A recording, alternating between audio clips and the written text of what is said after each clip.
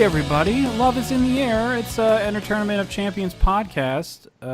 It's the podcast where we have an entertainment tournament. If you couldn't gather by the title. This is episode number 4. We've gone a long time without explaining that. Yeah, we really have. We never really dove into the linguistics of it. People are really confused.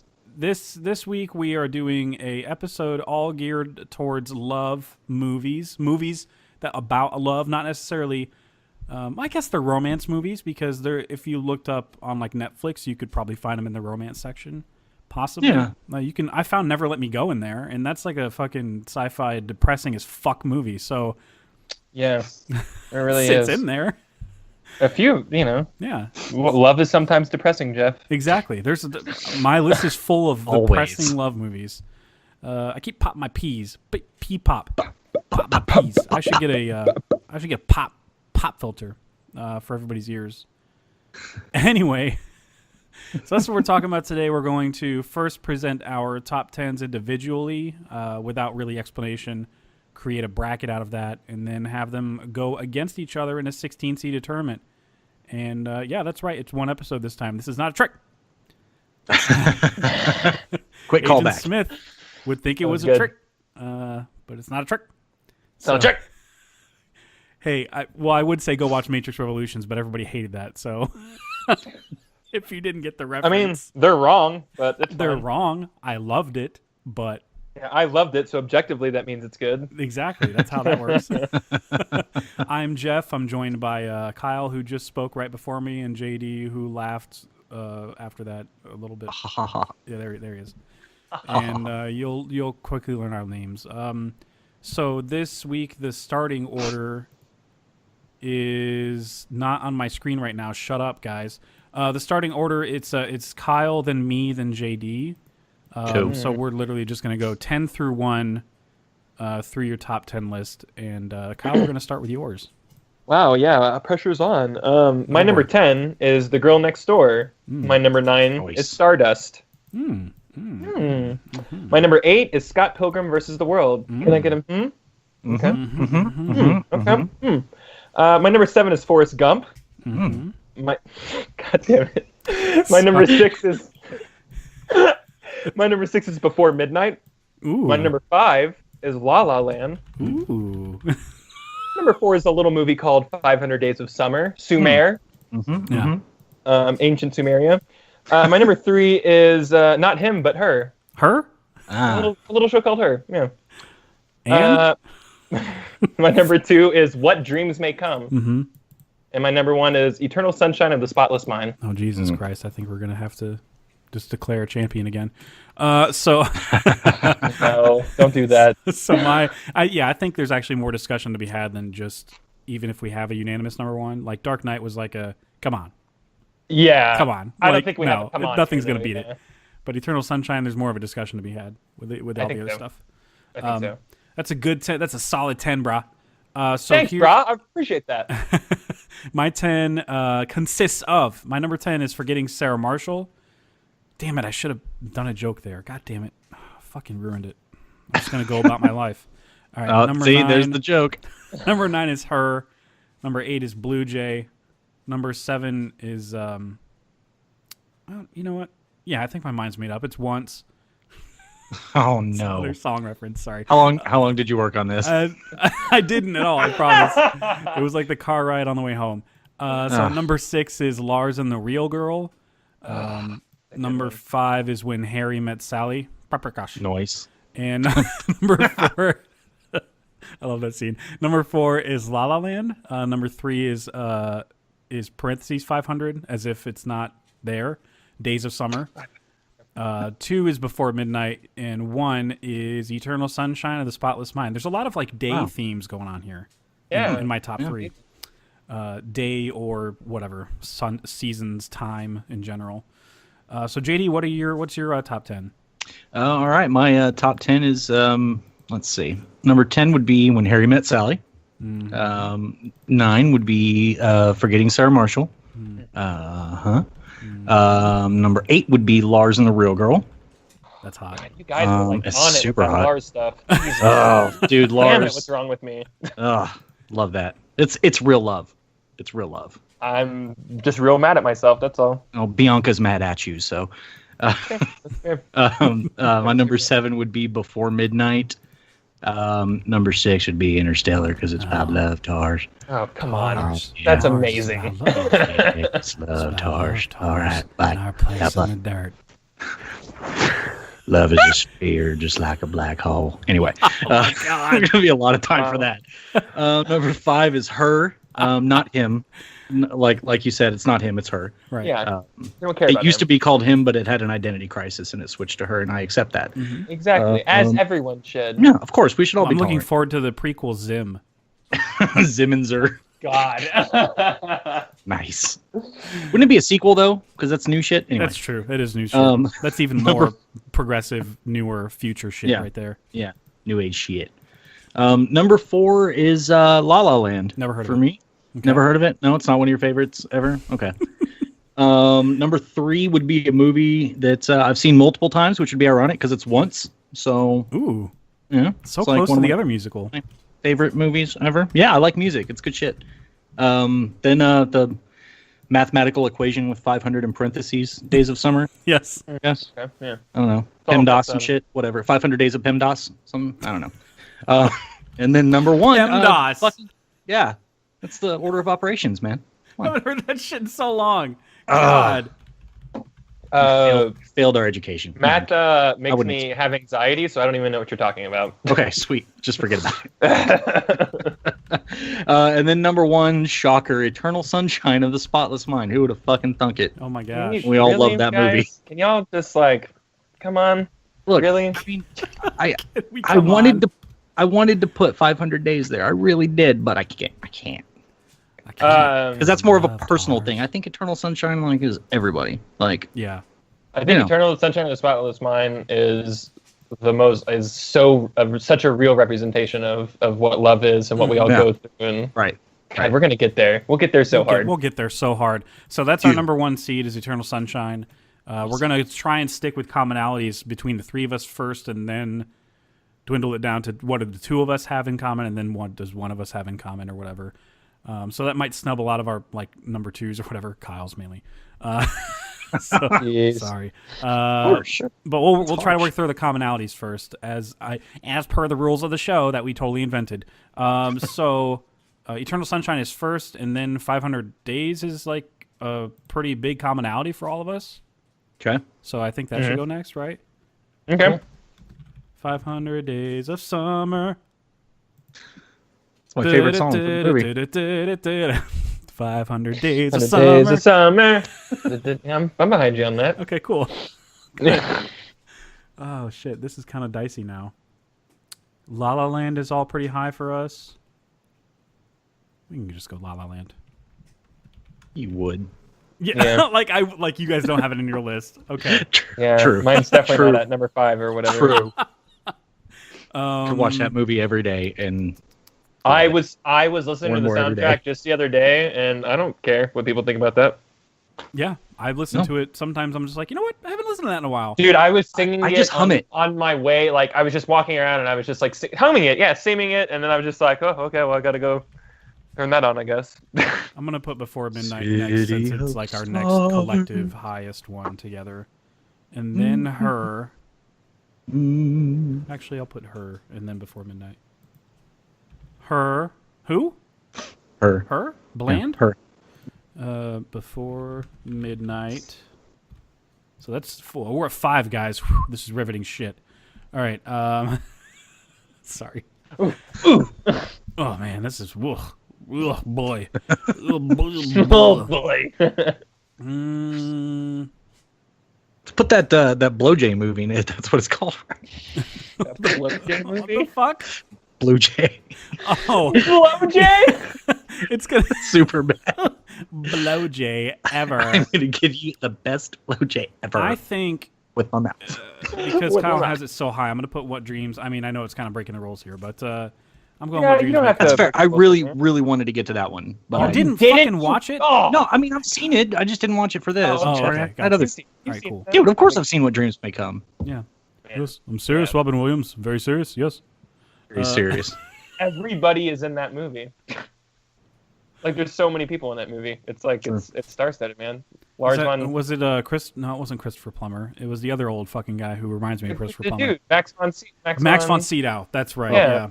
Max von Sydow. Who played the mom? She was like having her heyday at that time. I've only seen her in that. Like that to my really? memory. Yeah. I don't know. Bad memory. Maybe I should stop using the spotless mind. You definitely have the better memory out of the two of us. So.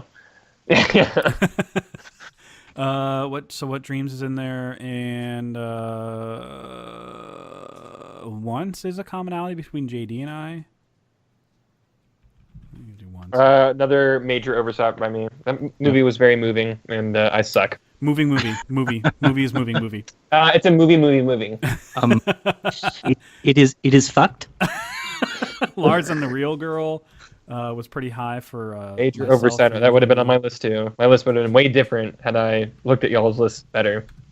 Oh, it's totally fine. I'm glad you have different shit. Forgetting Sarah Marshall was another commonality. God damn it, that was a lower one though, so I should put When Harry Met Sally above that. You know, I would have put it higher. But Scott Pilgrim, did that get on there yet? We both have. Yeah, we're gonna. Two of us have Scott. Yeah, I've got that as that's a hard-on men for me. On-men. It's an erect on-men for me. Two erect on-mens. Mm-hmm. I thought I heard. Okay, that was just me. Oh, Forrest Gump. Forrest Gump is 7. What is left? Interstellar. We have it 6 for JD. We can put that next. Sweet. Just in terms of like the order of things, and then Forrest Gump. Mom always said, Jenny. It was just like peas and carrots. Yeah, we were just like peas and carrots. You ain't got no legs. Okay. You ain't no Captain Kangaroo. It looks like all of JD's movies got fucking represented. The little swindler, the piece of shit. Hey, you know, sorry. I'm an opulent man of taste. So we're gonna go Scotty Pilgs. And that's Scotty a good Pilgs? Scotty Pilgs. Just wish you would have never said that. Then we're gonna go Blow J. I like Blow Blow J Jays are good, dude. I'm telling you. And then what? The movie. Girl Next That Door? movie does not deserve to be mocked like that. I'm sorry. I'm really sorry. It's so fucking good, everybody. Fucking great. It's so good. It made me love an actress I hate. So it's pretty You good. don't like Sarah Paulson? Dude, I think she is repulsively bad at acting. Really? Yeah. I think she's got like a weird, quirky cuteness though that really in that came movie. out of that movie. Absolutely. Yeah. I wanted to marry her up in that movie, but like that was the first time I've ever felt anything positive about that actress. I agree. So good for you. You did it finally. Good job. Annoys me. Like, I mean, I loved her in American Crime Story too, just because she fit that character so well. Yeah. I can't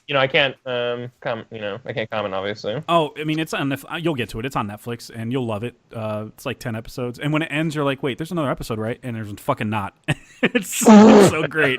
Which one's that one about again? That one's the OJ one, the OJ case. Okay, yeah. I'm gonna get to that. Yeah. This newer season with the assassination of Versace is more like a thriller, serial killer thriller, and it's weird because like in the last episode, for example, not last night, the week before that, as of the time of this recording, he's like Versace's like not even in last week's episode, so it's kind of like, do you guys like you really didn't know what to do with this one as a full season, did you? Like. They're just following the killer in his path because he kills like 8. He kills Versace and then like 5 more people, and then he kills himself. Nobody ever catches him. Huh. It's a fucking crazy story. So it's interesting, but like 9 episodes worth? Yeah. I don't know about that. So we actually filled out our 16, accommodating all of our top 10s. So nice. Oh really? Yeah. Fucking Girl Next Door made it in? Yeah, Girl Next Door made it in. Nice. All right, whatever, guys. Yeah, man. You know what? Fuck it. We couldn't get Fountain in there instead? Oh God! Did anybody put Fountain in their list? I would rather the Fountain than Girl Next Door. If I can make a concession. That's fair. I'm even though it wasn't in any of our 10s. If we have to like just do something weird right now, I think the Fountain deserves it. I'm okay with that. Fountain got the boot once forgetting Sarah Marshall hit the table for me, and Blow J. Blow J got it in front of me. Blow J was like, I just knocked off True Romance to put on Midnight Love of Before. And I plugged in the Fountain. Cool. All right. Sweet. That's a great Fountain it is. That's literally probably number 11 for me. So yeah. It literally is number 11 for like my list right now. So literally. Literally. Less than. Oh, now it looks like less than 3 movies. I put a heart and then movies. It looks like less than 3 movies. It's the shortest tournament ever. All right.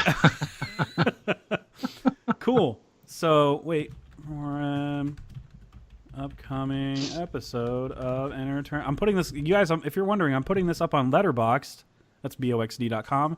We're at EoC Pod. If you guys want to look at our list there and stuff before we do an episode, and yeah, it's fun shit.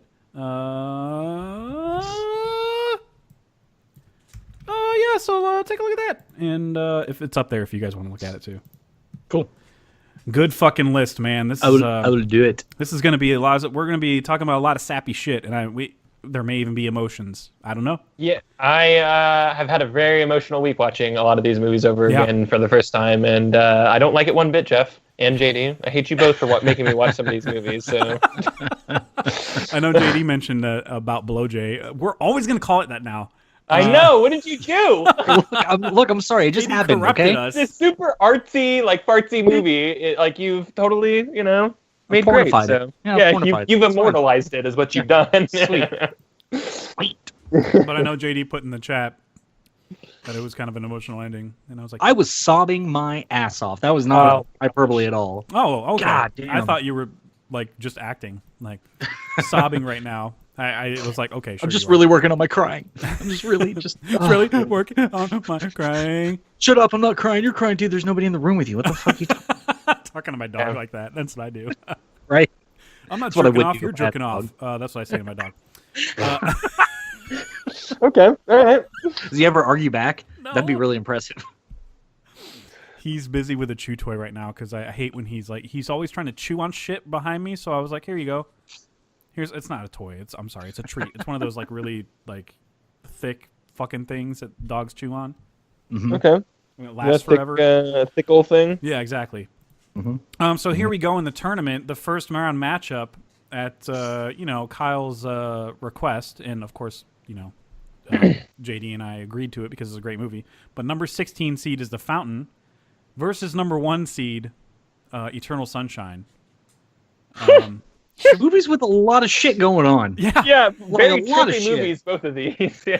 Great sci-fi love weird movies. Yeah, great for that rare niche genre, I guess. Which we have a few of these. These are actually great movies to go against one another. Yeah, exactly. So I think we should even talk about it. Don't absolutely, for sure. So Kyle, you're first in this round. Oh yeah, shit. Man. The Fountain is very special. It's one of those movies when you watch it for the first time. For me, at least, I was like, I'm 100% sure I didn't get everything about this movie. I know that I've missed things or what's going on or whatever. And this is one of those things when there wasn't a lot of YouTube videos back in 2006 about explaining movies and stuff like that. And if they were, I definitely wasn't looking into them. So this movie is. One of the last complex movies I ever dissected on my own, I guess, before YouTube allowed me to save a lot of time and not have to do that for myself. So, man, I've seen this movie too many times. It's a movie I used to show to a lot of people. Oh, you've never seen this movie? Oh, I'm about to show you something great. Come here. It's one I was really proud to kind of prance around and stuff like that. It's a cool movie, man. It's really moving. It's 3 stories on top of each other being told. And this guy is just, I don't know if he loves his wife more than, he loves his wife obviously so much that he's going to obsessively look into this totally trial and error thing that they're working on, to save her. It's really moving how it all ends. And it's really crazy. The imagery and stuff like that happens that's happening in kind of I guess the future timeline or his subconscious timeline or whatever's going on. I don't know, man. It's a really, really, really strong movie, but it's Eternal Sunshine of the Spotless Mind. I was a wreck after watching it. I saw it whenever it first came out, and then when I revisited it, it really hit home. I think I was just wiser and I'd been through more. I think I had a couple more relationships under my belt, and it was just, it hit close to home in a lot of ways. I think we've all been there where we wanted to delete memories of a girl or just, I just want to forget, especially when the wounds are fresh. So I think out of pure just emotional reaction, I think I have to give it to Eternal Sunshine of the Spotless Mind. Eternal Fountain. Eternal Fountain of the Spotless. All right, both of them move on. Yeah. Whoa, that was a walk. Sorry. Discovered the secret to everlasting podcast tournament life. The movie will never die. All right, so I'm next in this round, and this is pretty goddamn difficult, like Kyle Erdy so eloquently put it in his little explanation there. Because, like, yeah, there was no, like, Reddit threads full of theories, or, like you mentioned, YouTube videos, which are much more fun to watch, honestly, that could help you piece together what was happening in the movie. I think there's a lot going on the surface that's already just left for you to appreciate. In terms of this dude just trying to save his wife from dying and being unable to cope with his grief to the point of going to desperate measures to, I don't know, either build something that can save her or find some mythical thing that can save her, or turn her into a tree, whatever the fuck that was. It's a metaphor, Jeff. I don't know, but I think the tree thing's actually literal. Seriously. Oh, really? Well, I mean, I guess it's getting into spoilers. Should I spoil it? Yeah, we're gonna spoil. Yeah, go ahead. We're gonna spoil every movie we talk about. I mean, at the funeral, he plants seeds directly above where she's being buried. Oh, yeah. So I think I think he discovered the secret to everlasting life, and he just went back and like uprooted that tree in his little bubble spaceship, and that's actually him like 500 years later. Yeah. Like that's not like a dream space or whatever. That's literally him in the future. Wow. Shit. Huh. Yeah. I like that. Goddamn JD blown goddamn minds right here. Look, JD's like, I don't need. I definitely didn't watch a YouTube video that put that idea into my head. That definitely didn't happen. Well, you are a doctor, so clearly you can't. Yeah, no, I just surgically removed it from the internet and put it in my brain. It was good. Good at taking credit. Eternal Sunshine has the relatability factor, though, so I feel like I have to give it a little bit of an edge here. It's kind of a bummer though, because the movie, like, it's not like The Fountain's a bad movie. I think everybody should. Honestly, I really do think everybody should see it, despite all the. I think there was a critical reception that was kind of like mixed or just not good. Yeah. And I don't understand that, honestly, but Eternal Sunshine is, I mean, clearly more lauded. So I'm going for Eternal Sunshine, and it is moving forward. But JD, how would you have voted on that one? Definitely would have voted for Eternal. But I'm really glad you guys turned me on to this movie because I wrote it off when it first came out. I didn't know it was this layered and rich of a story. So definitely, thanks for turning me on to that one. It was a treat. It was very good shit. It was a treat, and it's Aronofsky, yes. Man. That's and I get to complete his. I watched Black Swan after that, so it led me to. Movie's so fucking good. Complete the Aronofsky gaps in my catalog. So yeah, good shit. So the next matchup is When Harry Met Sally. When Harry Met Sally versus number Swarley versus Lars and the Real Girl. Wow. I know, this one fucking blows asshole. All right, so I might not even vote on this one, maybe. So JD, you're first. Oh, thank God. Yeah. Oh, cool. Man, all right. So When Harry Met Sally, that was one I watched it the first time when I was a real little kid. Like, so it's been a while, but I got a rewatch in, and I liked it. But man, I think I'm gonna go with Lars and the Real Girl. I don't know why. It doesn't seem that hard in my brain right now. I love how just unconventional that is. Like, you should not be able to relate to a guy who is in love with a fucking blow-up doll. Like, you shouldn't, right? You should definitely be able to relate to Billy Crystal. Can we get it right? And Meg Ryan. Huh? I think it's a Russian sex doll. Can we? Oh, Russian sex doll. Sorry. Look, I don't want to offend her. Okay. She gets a little worked up. Blow up? I think she's a little more malleable than that, all right? Look, okay, fine. I'm generalizing, okay? But yeah, you shouldn't, you shouldn't have empathy for somebody like that. That's so fucking weird and out there. And while I love When Harry Met Sally, I love the story, and it's so fucking quotable. I forgot how many things that people say regularly are from that fucking movie until this rewatch. Right. Like when you know who you want to, or when you meet the person you want to spend the rest of your life with, you want it to start right now. I completely forgot that's from that fucking movie. Yeah. But yeah, I'm gonna go with Lars, man. I think that movie's a little more my wheelhouse. Lars. City of Oh my Lars. god! I mean, it is Lars singing that song, so Blow yourself up from me. Jesus Christ. Sorry for ruining your train of thought. Okay, yeah, what was your vote? Sorry. I'm going with Lars. Okay, and Kyle's next, so I'm fucking useless in this round. You think I'm gonna go Lars? Yeah. You're right. Absolutely. I like Harry Met Sally. I saw it maybe when I was young, just like JD, and it's one I revisited not often, but enough. Like, I'm a sap. I dated girls who like that movie, and whenever they're like, let's watch Harry Met Sally or The Notebook, I'm like, Harry Met Sally, please. Like, please, yeah, no question. 1,000 times, please. Yeah. So it's a movie I really, really appreciate. But Lars is a movie that JD kind of nailed. I mean, he brought all the perfect points up. Like, it's just like, why am I identifying with this? Like, why does this feel so relatable and everything? It's just so weird. I've never dated a blow up doll. I'm sorry, rental sex doll, inanimate sex object. If we want to use a Simser term. You're an inanimate object. You're an inanimate object. Yeah, I think it's an inanimate fucking object. I apologize back there when I called you an inanimate object, honey. I didn't mean it. I didn't mean it. Yeah, I think I'm gonna have to go Lars though. That's a movie that we revisited recently for what? What did we all revisit? 07 movies. 07 movies. Yeah. That was a fresh watch for me. It was. First time. That was your first time, yeah.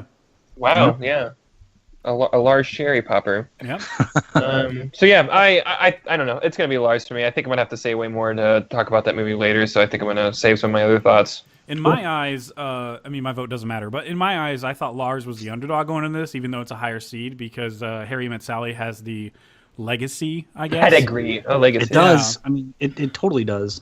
Where, like, no other movie has really, up until that point, analyzed and assessed relationships between men and women on a friendship level. Like, can you be friends and not fuck each other? Yeah, and this question is still largely not debated. Yeah, exactly. I think the answer is still relevant as fuck. Yeah. I think the answer is ultimately depends on the people and the chemistry. Like, yes, I mean, that's the honest answer. But like this movie, it's just for these two people that were just so magnetically always interlinked, always running into each other. It's just unavoidable. But they were friends. They fell for each other as friends, though. That's the cool thing about that movie. And I can't think of a movie that was before it that kind of tackled that subject. Kind of casually, like they talk about to each other, like in the car and stuff. In the first time they meet each other, they're talking casually about it, And I don't think any movie's done that before that, in early '80s, '70s. I can't think of one. So I thought, I thought Legacy was gonna move it ahead, but I fucking love Lars, love it so much, Lars. So, man, I can't wait to talk about that one. But Harry Met Sally was higher for me than Lars because of the legacy, and because Billy Crystal's so goddamn funny in it. Yeah, he is. Just casually funny. Like, the movie just would fall apart if it were like some no-name guy, like some interchangeable hot dude, like it would just fall apart.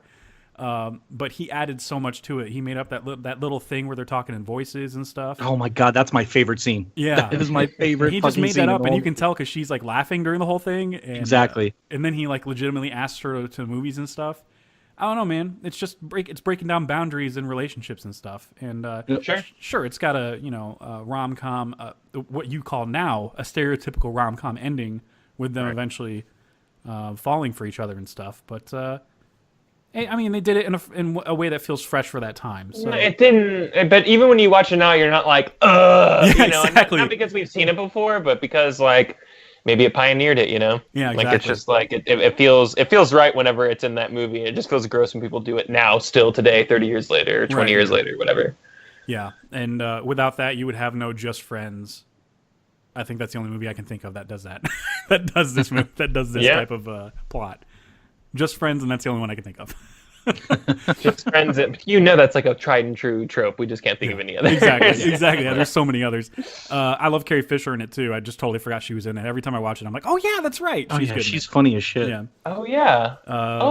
I love them. I love her and Billy Crystal's friend getting together, and they're like, Meg Ryan and Billy Crystal are pulling each of them aside, going, I don't think you should go home. Just wait, because the other person's vulnerable. And then he's like, I'm gonna get a cab, and she goes, me too. Let me get it with you. And they just run into the cab together and leave. They're just like, fuck their friend's advice, right? It's so great. I like when they're getting married and they're like, yeah, thanks to those guys, because if they thought we were each a little bit more attractive, we wouldn't have ended up with each other or something like that. And it's right after this big moment between them, so I don't know. That was well timed. It was so it's a good rewatch, everybody. I highly recommend it. It's not. I don't think it's overrated. It still holds up. It's definitely not overrated. So Lars moves on, and I'm not bitter at all about that. I just was kind of surprised. I thought Harry Met Sally's legacy would be like moves on. So here we go. Next matchup is 13 seed Scott Pilgrim versus the Word. versus number 4. Oh, Jesus Christ. Another red poster. Number 4 seed, Her. Oh, wow. Yeah. 2 red movies. 2 red movies. 2 red posters right there. Right in your face. So I'm first in this matchup, and I don't know if there's much of a debate to be had, honestly. I mean, we could quick vote, but that's kind of bad. I would feel bad for quick voting because I love Scott Pilgrim so much. Scott Pilgrim's one of the greats, Yeah, absolutely. When we finally start that, it's gonna get nominated, sometime. I think it's one of the greats for not really necessarily being a love movie, not just being a love movie. I think just being a great fucking movie directed by Edgar Wright. Exactly, like a good, like the best with video a lot game movie of nerd culture and a lot of great video game call-outs and just a lot of love for just like nerdisms. That's why it's so great. Yeah, its style especially. Her, I mean, don't get me wrong. Her has a style, but it's definitely the love story's at the forefront, and less of a Scott Pilgrim is kind of like not really a parody is the wrong word, but it's paying homage to a lot of different things. And Her is just an entirely original. I mean, from the ground up, they had quite a hill to climb, telling us that Joaquin Phoenix was going to fall in love with his phone or some shit, and you're like, no. That's not going to work. That doesn't sound like a good movie at all. And then you watch it and you're like, Jesus Christ, I love her. Like, I start to feel shit for her too. And they have like that phone sex scene, and it's something about it is like hot. It's weird. Yeah, it's super weird. Yeah, it's super weird, especially when you're watching it in the theater with all your bros. You're like, it's weird, getting pretty weird, not bothered. Yeah. I'm gonna vote for Her, but I love Spot Pilgrim. Spot Pilgrim. It's all different names every time we say it. I do love Skip Perkins a lot. It's a great movie. It is one of the best, like seriously, legitimately one of the most rewatchable movies ever. Yeah, absolutely. If we were doing an episode on that, I mean, that would be a really tough list, but. Especially when you compare it to like your favorites. I wouldn't even know how to construct that list, to be honest. Exactly. Don't ever put that on my doorstep, please. Yeah, we're not going to do that because they might as well just do favorites of all time because they will coincide with each other a lot anyway. That's true. But Her is my vote, so JD's next. Okay. Yeah, I mean, obviously, I'm a big Scott Pilgrim fan, and I would argue that not many protagonists on our list went through more to get his gal than what Scott Pilgrim went through. I mean, he had to fight a bunch of fucking evil exes, man. Like, several. Like 7 evil exes. One of them was a woman. Yeah. One of them was a woman. Oh my god! And then just all the sex bomb stuff, No, it's got one of the best soundtracks ever. Yeah. Oh my god, the soundtrack in that movie. Yeah, everything that's from what's the name of the band that Brie Larson helms? Something that Dragon. I don't remember. Whatever. I don't care. Give me more Brie Larson. Brand. Who cares? You know what we're talking about. Exactly. So yeah, I mean the love element is strong here, and this one almost creeped onto my list. I saw Kyle had it on his. I'm like, man, I fucking love that fucking movie, but Her not quite on the same weirdness level as Lars, but it's just fucking weird that you care so much about this guy in love with his operating system. It's this was 2007, right? This is when you guys got me to watch this one? Her? For the first time? No. Yeah. Her is 2013. No? Yeah, 2015. We talked about it during sci-fi movies, though. Yeah. Sci-fi movies, that's what it was. Yeah. That's what it was. Okay, good call. Yeah, I love it. And then especially knowing that ScarJo wasn't the first person that they No, I can't even think he wasn't of even the the person that Joaquin Phoenix was I can't remember against. Yeah, Yeah. And so yeah, getting that reaction out of him, and then ScarJo coming in after the fact and just killing it. I mean, that's impressive because she's acting off of nothing, you know. Yeah. Like at least he's acting off of someone. Like there was banter on set or whatever. Exactly. Like I think she just like, I don't know. I think she just came in and AVR'd her parts, and it was fucking dynamite. Yeah, was it all in post? It was Samantha Morton was the original actress. Thank you. Yeah. Yeah, from Synecdoche, New York, and Minority Report. I like her a lot. It's good. Great. But yeah, man, her's gonna edge it out for me. I think that's got a little more staying power in the bracket for sure. And yeah, it's one of my faves. Same. You guys just shut me out, huh? You just shut me out. Yeah. Right, Where would you have voted, Kyle? I would have voted her. Oh, okay. I would say that just shut me out. A good part of believing in a love story or whatever, for me at least, is investment or whatever. So I kind of want to love the girl too or whatever. And you love Ramona Flowers like immediately, you know? Oh yeah. It helps that it's Mary Elizabeth Winstead, but like she's the character that like she is or whatever is just so like, I don't know, you just like her, you know, and like that's super important in these types of movies or whatever. So I just wanted to bring that up, and I think that movie's super great, and JD nailed it. Like he had to go through a lot. This guy had to go through a lot just to get to this girl. How many women I would do that for? Like I don't either. I don't fight, so yeah, I'm not gonna like. Yeah, it'd be like, oh well, they win, and I'll just find somebody else. Yeah. Like, look, you're gonna have 7 very heated conversations with my evil exes that never reached the even point that. of I'd violence. be like, nah. Yeah, that sounds that sounds worse. It's like I don't want to deal with that, so Yeah. thanks. Yeah, but I'm gonna have to say her. Her is a movie I'm gonna talk about later because I have a lot of ammo for that one. Should we retitle this episode "Lesbian Movies"? The L word. Yeah. From Scott Pilgrim. Sorry, that's a Scott Pilgrim quote. I found it. I got it. Okay, cool. We're on the same page. Same wavelength. We're on the page. So her moves forward. Her? Question mark. Her. I love Arrested Development. Sorry. So the next matchup is number 12 seed Forrest Gump. My name's Forrest. I thought Kyle hated this for some reason. I don't know why. Why would I don't know, because so many people do. Forrest Gump restaurants to eat at them, and so like you're crazy, man. Man, that's fucking awesome. I love your love of it. Shrimp, man. That's great. Forrest Gump is number 12 seed versus number 5 seed, which is drum roll Before Midnight. Oh, New contender to the throne for you guys. For me, it's been number 2 forever. So since I saw it, When did you first watch it? That year that it came out. Okay. Yeah, that was the first year that I was like, "What's all these? What's getting all the buzz?" And then I would watch. Why are they making a third one of these? Did you watch the first and second before? I did, yeah. Okay. Because I was so like, you were this? invested. Yeah, I didn't know what it was like at all. I had heard about them in passing. Like I remember working at Blockbuster, and obviously before Sunset had come out and stuff, and on DVD, and I was just kind of like, all right, whatever to this shit. You know, I wasn't into it at that age. Obviously, I was like 19 or 18. But yeah, that was something that I knew about in hindsight. Like it was always at the back of my brain somewhere that it was a thing that existed. And when the reviews came out for Before Midnight, everybody put it like number 1 for that year in terms of movies. I was just like, okay, well, I guess I should fucking watch these. And Before Midnight, surprisingly, because the others are good too, but Before Midnight was the one that like held my attention the most. So that's the most surprising. Like it's easily my favorite. I could argue like the whole trilogy should be number 5, but Before Midnight's clearly the best one. I mean, it's one story, you know, technically. Yeah, it is. It's one story. Yeah. The 5th one just has so much more in it. It's just 4 scenes if you really think about it. God, yeah, you're right. Every movie is like a scene and a half.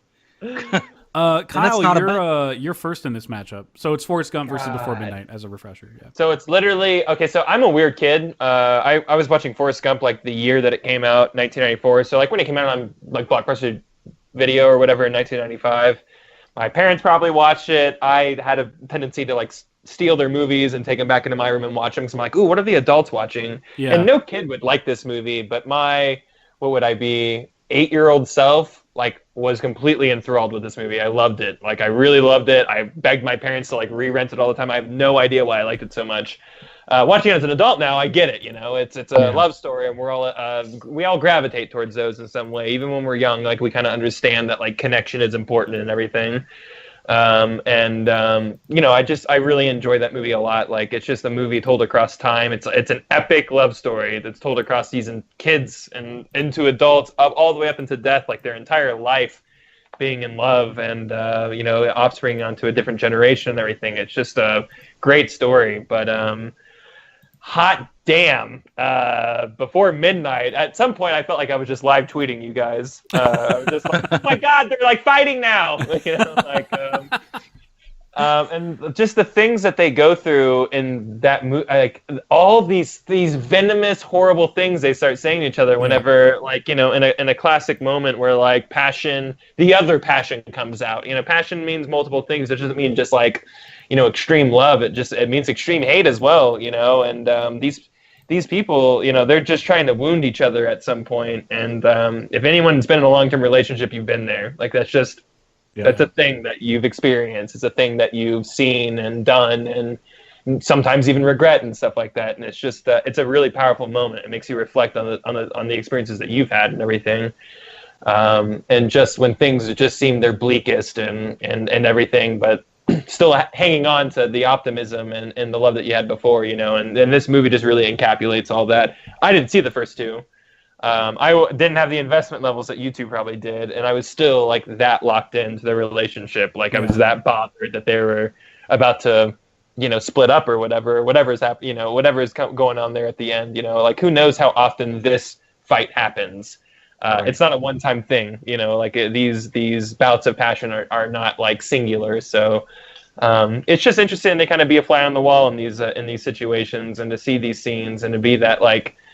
Jeff, I think as you said it, like the fourth character, the fourth person sitting at that table or whatever, and the fourth person sitting around that like bro session when he's talking about his book. Mm-hmm. I don't know. I think Before Midnight for me. I hate to go new love over old love. I have so much nostalgia for Forrest Gump, but like Before Midnight, like is so real. It's just so real. The things that they go through and the things that you experience in the 4 scenes in that movie are just real. So God, I keep forgetting it's like 4 scenes, 4 like locations, really right? The car, the airport. It starts in the airport, which is a little brief. The car, So the party, the airport, thing, the hotel, car, outside the hotel, exactly. And that's it. And outside, that's it. Yeah, so 5, 6 scenes maybe. And they pretty much film. I mean, Linklater is a fast filmmaker, so they could have filmed this pretty sure nobody knew that when they were filming this, that they were filming it because they work so quickly. And it just feels like such a natural movie. I'm so happy you're voting Before Midnight. I'm next. Yay! Before Midnight moves on. It's not even a convo. Not for me, no. It's Forrest Gump. Over the years, I've found Jenna to be a little bothersome. Mm-hmm. Showing up when it's convenient for her than when she actually... Because she loves Forrest, and it just bothers me. I'm sorry. It's a complicated love, man. Hey, man, it's complicated, brah. It's complicated, man. I do love that movie, though. Like, it's just, I mean, if we're talking about the love aspect, which I guess we are weighing when it comes to brackets and stuff for this episode, that's why I guess what I would count against it. But in terms of the movie itself, it's so goddamn good, and it made me love Robert Zemeckis like in like forever because I already love Back to the Future, but I was like, well, that's it, that's all I saw at that point. And then I see Forrest Gump, and I'm like, oh, this guy's fucking amazing. So forever. I love that movie so much. Great soundtrack. I was gonna say who did the score because that shit is incredible too. Still hum it. I have it in my head. Oh yeah, right now, the intro with the feather floating and everything. Exactly. Silvestri. Holy shit, that guy. He's got a repertoire. Whenever we do composers, repertoire, we will definitally talk about him because he did Back to the Future too. Both. That's his guy. Also. That's Zemeckis' guy. Yeah, exactly. It's a Zemeckis frequent collaborator, and he did Predator. What a great Predator. Another thing I can like bring up right into my head like immediately, just cue right up. I don't know of anything recent besides Avengers, which was like that was his theme. He came up with that. No, I didn't know that. That's cool. So that's him. That's cool. That dun dun dun dun. Dun. He did Ready Player One. I'm excited to hear that. Oh wow! Cool. The future. Wait for that. Going to the future. But I do love Forrest Gump. Like I remember falling in love with that movie when I was younger too, but mainly when it was on basic cable, like TBS or something. Every time it was on, I'd watch it. It's just so fucking good. And I don't think a movie had plugged a character into certain historical moments so seamlessly until this movie. It's just dude, I thought that shit was right. real. Yeah, I thought that shit was real. Yeah, man, I didn't know that fucking Kennedy Tom and stuff. Hanks and Kennedy were such good friends. Who the fucking I seen new LBJ. That was crazy. It's fucking insane. Right, exactly. Yeah. He has to pee. That's so good. That's gotta pee. Said he had to pee. JD, sorry that your vote is like irrelevant in this round. You know, I think I would have fallen in line on this one. Before Midnight is like the culmination of every relationship. Like, you know, I hope that everybody in life gets to experience something like that. I can't really say the same for Forrest and Jenny because, like you said, she's a little bit twisted. It's toxic. The relationship is toxic. Super toxic. Yeah. You know, it does come together at the end a little bit, kind of by force. Sure, kind of on her terms, but yeah. Yeah, of course, like Jeff said, everything's on her terms, but, you know, he's also a little bit retarded, so, you know. He's hard R there, hard R. Like, it's just an extension from last episode. If you're still with us after last episode, we went on a big retard rant. With us after the first episode, thank you. Yeah. Thank you. Look, this is just a serial show. We plant in conversations from other episodes into our show. So, you know, go back and listen to the other one. I promise it's not a commentary on, you know, actually mentally handicapped people. I assure you of that. That's for damn sure. We're talking about fucking Tropic Thunder. Calm down. Calm your shit. I'm the one who gets upset. Yeah, everyone just shut up. Everybody just shut the fuck Nobody's up. Mad. Like, nobody's mad. Dude, we're with you, I know. Yeah, okay, yes. Oh, shit. Poor JD. What do I have to do? God damn it. I'm in the wrong. I was like, why did I vote? Sorry, I was in the wrong area. Because I have this one and 2008 games mapped out. So, yeah, anyway. The next matchup is 15 seed Stardust. Play guitar. Versus number 2 seed 500 Days of Summer. And JD, you have the luxury. It's called the luxury. You have the luxury of going first this round. Sweet. Well, I am somewhat familiar with Stardust. I started watching it. I had planned to watch the rest of it this afternoon until I didn't get off work early like I thought. But anyway, so I've seen half of it. You missed all the love stuff, JD. Sorry, it's not my fault. I had to be the boss today. What the fuck? What the fuck is wrong with the world? I know. If your life leads me to being in charge of a department, it's like, sorry. Literally, that's the mantra I say to myself every day before I go. Every to day, work. you're like gearing up for this. This happened. All these people I'm responsible for. If they only knew. If they only knew. So yeah, I'm sorry I didn't get to finish it, but I think the movie has a shitload of charm. Like, I actually really dig it. I love that fantasy aspect. It's a good movie. Yeah, it's John. Yeah, Michelle Favreau, right? Or Matthew Vaughn. Sorry, Matthew Vaughn. Matthew Vaughn. Matthew Vaughn. And then it's even got the Punisher's friend in it. Is the young version of the dad at the beginning. It's got that actor. That guy. His name. Yeah, that one guy. I don't know who you're talking about. Ben Barnes. Yeah, the guy he's like the protagonist. Oh, he is in it. That's right. Protagonist in the Punisher. Yeah, he's in the opening scene. He's like he's like the dad. He's the young version of the dad.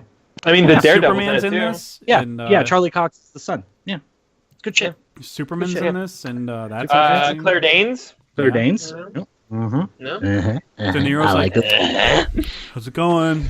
You're doing your Captain. De Niro gives my favorite, like one of my favorite performances. He plays a gay sky pirate in this, and it's fucking amazing. I like dudes. I can't wait to finish it. Yeah, I like dicks. Going? You know, I like cocks. Can you milk me, Daredevil? Can you milk me? Milk me. Milk me. I'm doing the face too. You guys can't see it. Sorry. We can hear it though. Yeah, Okay. we've been over this. We can hear it. It's a good impression. It's that good. Yeah, it's that good. But yeah, man, 500 Days of Summer might be my favorite movie on this list. Like, overall, the one that I can, like, this and La La Land any day. Like, any day. Yeah. I could watch them. So yeah, it's going to be an easy one. 500 days for me. 500. So, Kyle, how you doing? You're next. Oh, I you weren't for a second. That's why I was like, Kyle, how you doing? I'm doing okay, you know. we're talking about Stardust. Yeah, We're talking about Stardust versus 500 Days of Summer. 500 Days. Yeah, 500. 500 Days. Stardust is I put it on here because it's a really good like fantasy, like almost Princess Bridey, like love story, and I wanted to kind of represent that or whatever. But I just think it's a really charming and fun movie, and it's about like that fantasy love, like that all of us fell for when we were kids or whatever. I just if you save the girl, she'll love you type stuff. Exactly that weird. She needs you to save her. Love. Yeah, if you just show her that you're like cool and that like you save her from harm, like you'll have babies or whatever. It doesn't happen that way. It's not how the life works or whatever. I miss those days. 500 Days of Summer though is so crazy relatable. I think we've all loved a girl way more than they loved us. I think we've been there. Yeah. Worst feeling in the world, and they, maybe every single one of us, even girls loving guys more than the guys love them back. I think we can all feel this. I think you can relate this movie in every way. I don't know. I just like when I watch it, it just like rips my heart out. When I watch it, but at the same time, it's hopeful. You're just like. There's always going to be another love, so, but I think that just because I agree with JD, it's definitely a top contender on this list in terms of just best love movies. And I like how it's catered more towards like a guy sensibility. So like whenever it's not a chick flick, you know what I mean? It doesn't no, not at all, and stuff like that. Like it's kind of more for us, because like it feels that way at least. Yeah, it's his point of view, right? So yeah, exactly. And I don't know. I just for me, I think I got to push that forward. 500 Days of Summer. It's just way more relatable than saving a princess. That would have been my vote too. So yeah, I fucking get it. But Stardust is good. Kyle, you mentioned that one Stardust for the 2007 movies. I don't know that it even ended up making it in the bracket or in your 10 even. But I'm not sure. I can't remember that far back. I can't remember either. That was a year ago, guys. I can't remember a year ago. I don't think we've talked about it. I didn't know about it until this list, but I also have a terrible memory, so I that watched could have been a thing. Early on in the homework process, but like way before we recorded. And that's a really enjoyable movie. And if you guys are a completionist too, in terms of like favorite directors and you want to catch up on all the movies, Matthew Vaughn. It's surprising that he directed this. Honestly, like I didn't. Seriously, sensibilities to do like it's geared towards like a family type of experience. It is, yeah. It's definitely more of that ilk. Did a really good job with it. But yeah, 500 Days would have been my vote for sure. So the next matchup, 500 Days moves on. Everybody, 500 Days. So the next matchup is number 10 seed. What's her name? Forgetting. What's her name? Versus number 7 seed. It's like an evil version. Oh, sorry. Thrice. No, sorry. It's just once. Thrice? It's just once. Okay. So fucking this God. sucks for JD so bad, and I'm so excited about it. La La Land versus Once? No, it's Sarah Marshall versus Once. I last this round, right? What? Am I last this round or am I first? I'm last. I'm first. You're second. Oh. Okay. Calm down, that's Tars. right. Calm down. Tars, can you just shoot me a projection? Bring your calm levels up to 100, Tars. Yeah, bring your calm levels up to 100. Oh my God. You need some more chill, Tars. I had Once higher in my list. I'm first in this round, everybody, so I'm just going to say. Okay. I had it higher on my list for the relatability fact. I mean, oh, shit. These are both relatable movies. It's so goddamn hard. It's me pouring wine in judgment right now. I will join you in solidarity, sir. Thank you, sir. These are both so relatable. This is one of the toughest matchups we've ever had, honestly. Ever? Yeah, I mean, legitimately, because like these are so perfect punctuation point to that is the Metal Gear Solid alert. I am just putting this on mute because people want to bother me right now. That was perfect. Ever? That's pretty much how I feel right now. It's like, fuck, high alert. All right. Because you have two movies that in any other bracket would never face each other, like ever. Yeah. Unless you picked like favorite movies with original music meant for that movie or whatever. Like inside of you. Yeah, exactly. Because the songs are brilliant in Sarah Marshall. That song and the, of course, the Dracula one. Oh my God! Yeah. But Once obviously has more of those, and every one of those songs gives me chills or makes me tear up, or want to J.O. Sorry, I'm just kidding. Oh, you're singing the song. I was like, what the fuck Yeah. are you doing? Die. Die. Die. Dude, Bill Hader, the look on his face when he's going fucking crazy. Pop the brakes. And then it just Pump the cuts brakes. to him. Oh my god, yeah. he is shouting when he's singing and like Yeah. Oh, he is. He's Yeah, the he's last screaming one at the top to of At his that stop final singing. note, yeah. Yeah, and like Jason Segel looks at him like, what the fuck? It's so doing? good. Oh, I love that scene, and I love that he worked with like the Henson Company to actually make those puppets come to life. Oh yeah, yeah, I yeah. did not know that. That's Yeah, crazy. That's a legit thing, and that's, I mean, this movie essentially gave him the Muppets job, which I enjoyed Yeah, that right. movie. That movie's really solid.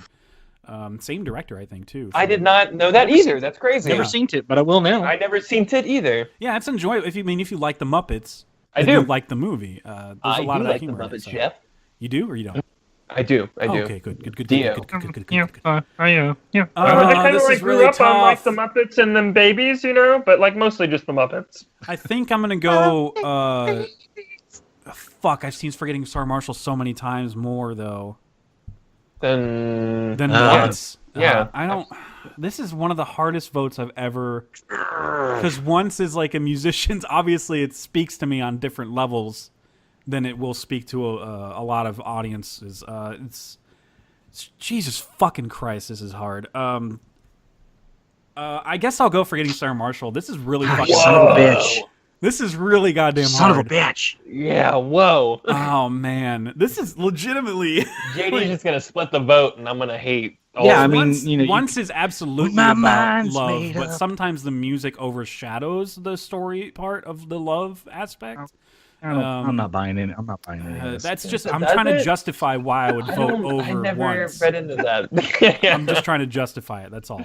But Forgetting Sarah Marshall is literally all about that: getting over somebody and moving on, and Moving on. getting over. you know, refusing a blowjob mid blowjob, you know, which Yeah. is Yeah, who heroic. does that? Who does that? He refused a Nobody blowjob does mid that. blowjob. He's a fucking hero. I feel like he is a fucking hero, man. Like that's fucking crazy. Dude deserves a gold medal. Yeah, he does. Absolutely. 100%. Yeah, I'm going Sarah Marshall, and it's controversial in my head, and it's controversial amongst the panel too. Sorry, everybody. That's my vote. So, JD, what's your vote? Look, I'm going for the movie that once upon a time beat Children of Men in a bracket. Yeah, I fucking will never forgive you guys for that either. Just, Oh man, Kyle's totally gonna no. vote against this one then. oh, Totally gonna vote No, against damn this it! Did one. I just alienate my chances on this one? yeah, I'm Um, totally gonna fucking vote against look. it, like just out of spite now. Look, I agree in principle with everything that you're saying. Forgetting Sarah Marshall is a favorite of all time. I could probably watch that movie a hell of a lot more than I could watch once, but I've watched once like a ridiculous amount. Like it's probably in my top 10 of all time. I get it.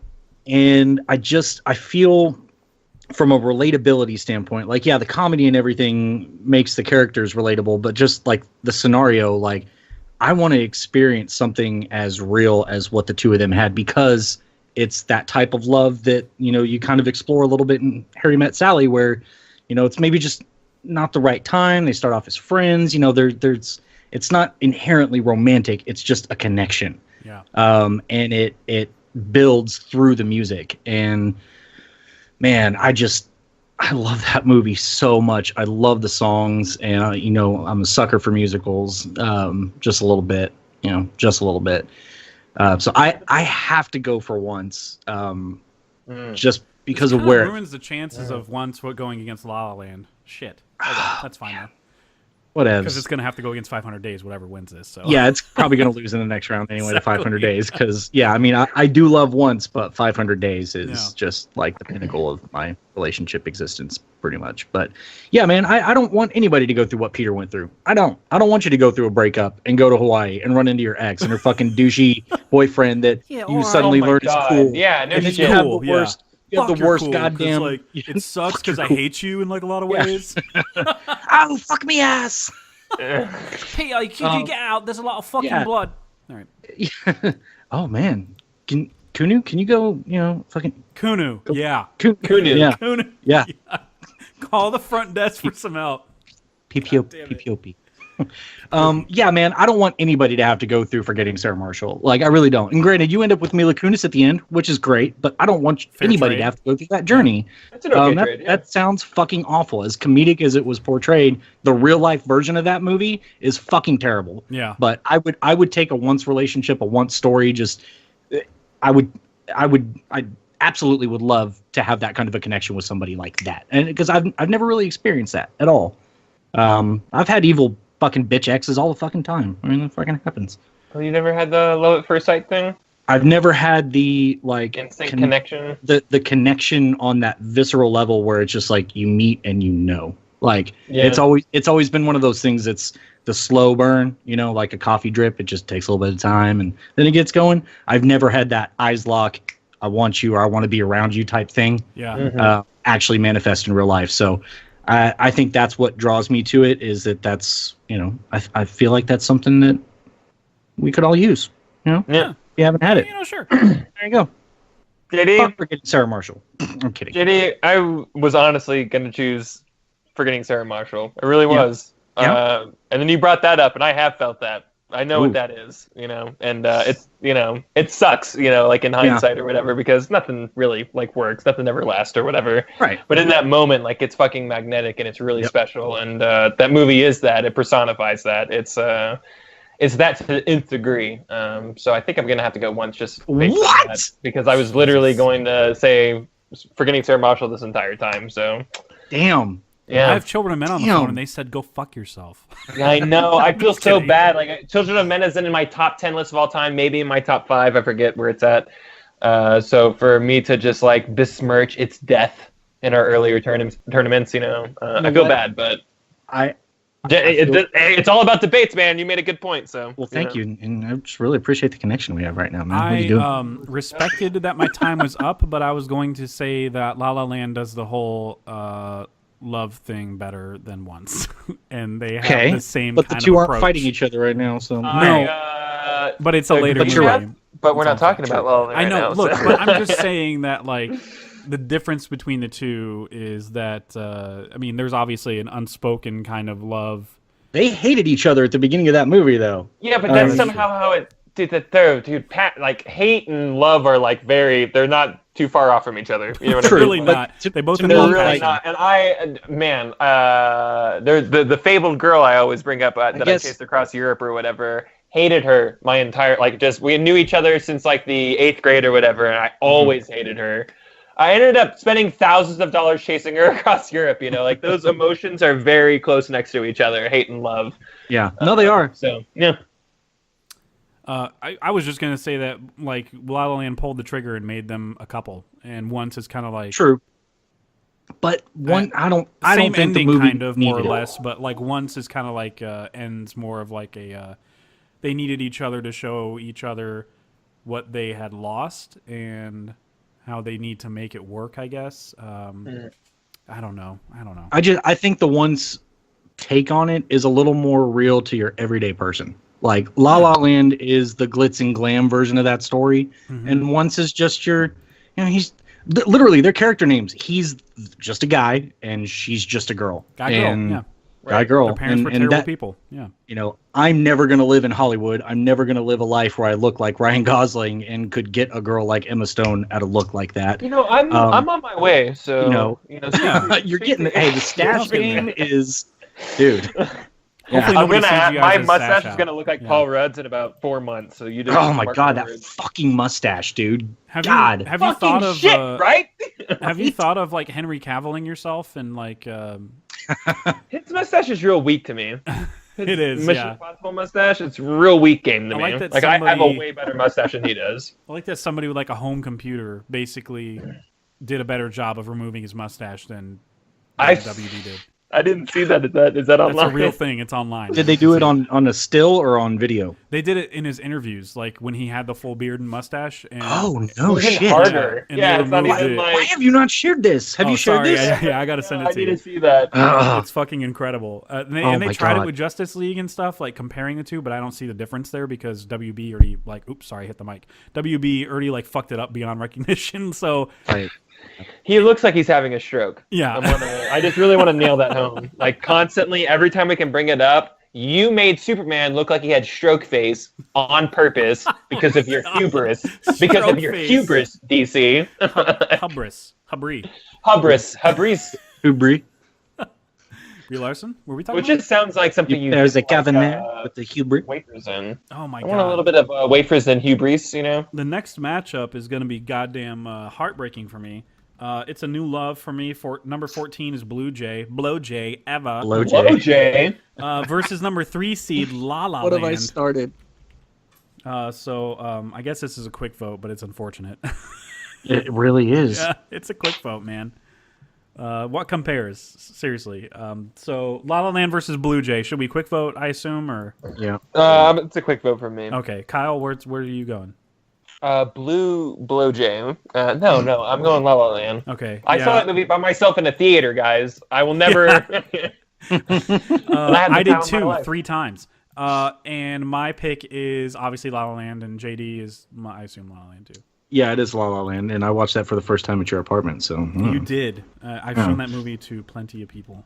Yeah, Wow. it was It good. was kind of like a post-podcast thing where we were like, Yeah, we just got done with neither of us Mayor, really had time, right? but like we were just kind of like, fuck it. You know, like Yeah. the movie just sucked you in, and you're just like, all Well, right. because you were just like, here, look, I'll give it to you. Like you were gonna ask me to like take it home on a flash drive, Yeah. and I was like, I mean, what are you doing right now? I'm like, fuck it, let's just watch it. You'll make out already. Dude, I mean, dude, Our we pants did. were off, but that's a separate thing. Separate issue. It just gets warm in the apartment sometimes. Look, the real question is at Jeff's place, when are the pants ever on?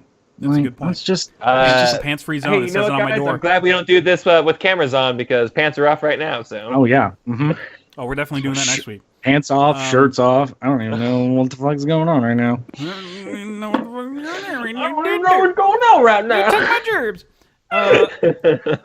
This is a shirtless podcast. Tars. Show me your chest hairs, Tars. City of Tars.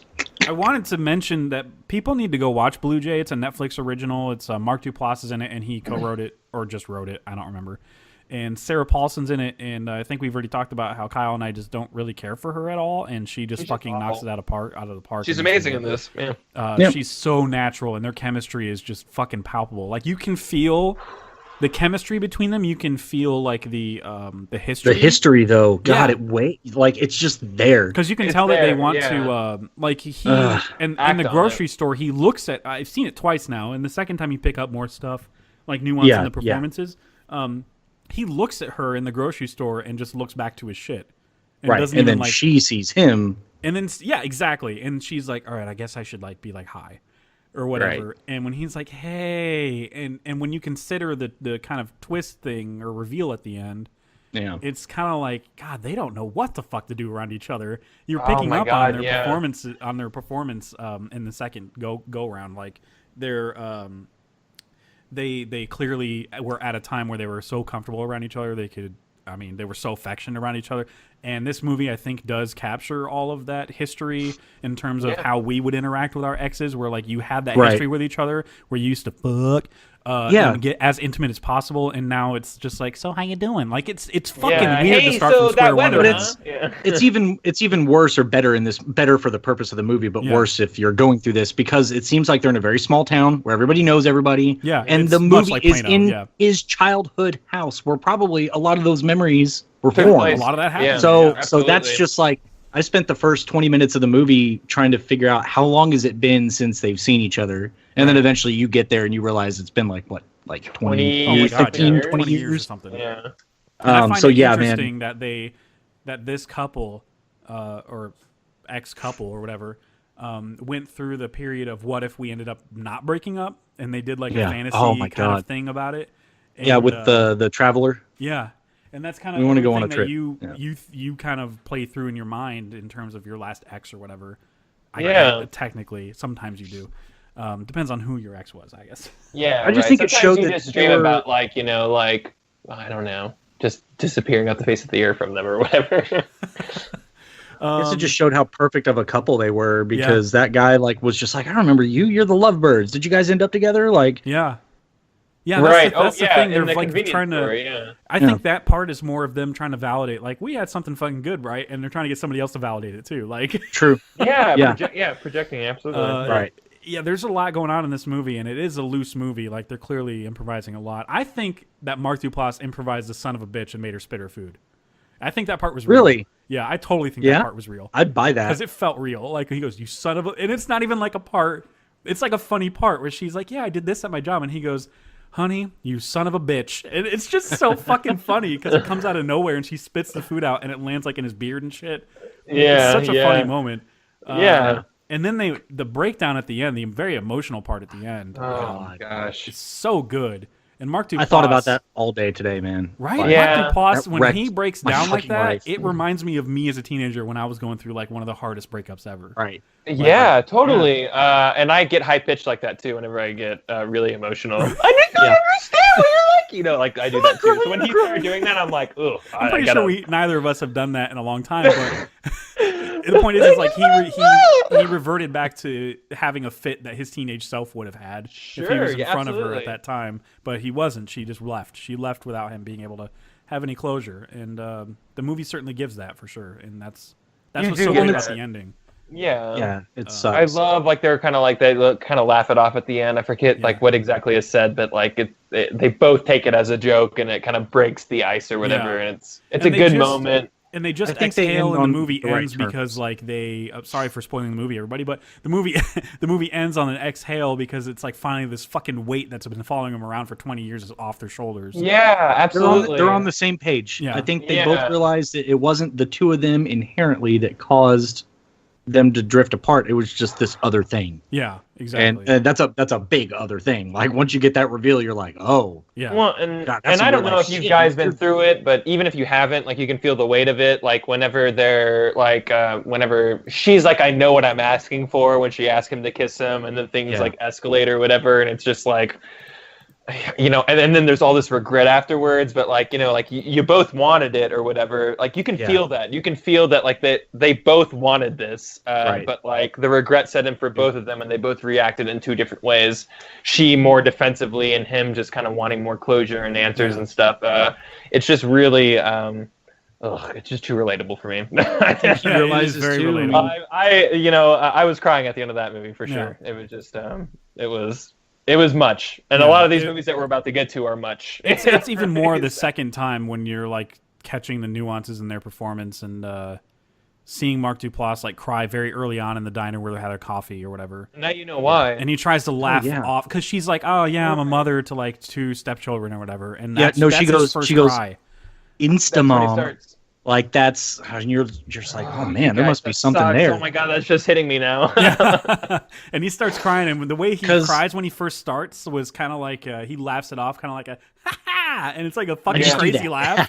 Mark Duplass like just fucking killing it in this role. So good in this movie. Everybody needs to fucking see this movie. It's so good. It's an hour 20. You know, JD, you brought this up. I forgot it was black and white immediately. Yeah, right. You lose your sense of what you're actually watching because you're just focused on. You're completely, and I don't know if that's on purpose. They're gonna like, dude, you guys, everyone's gonna be so like caught up on this, like they're not even gonna realize it's black and white. You know? Right.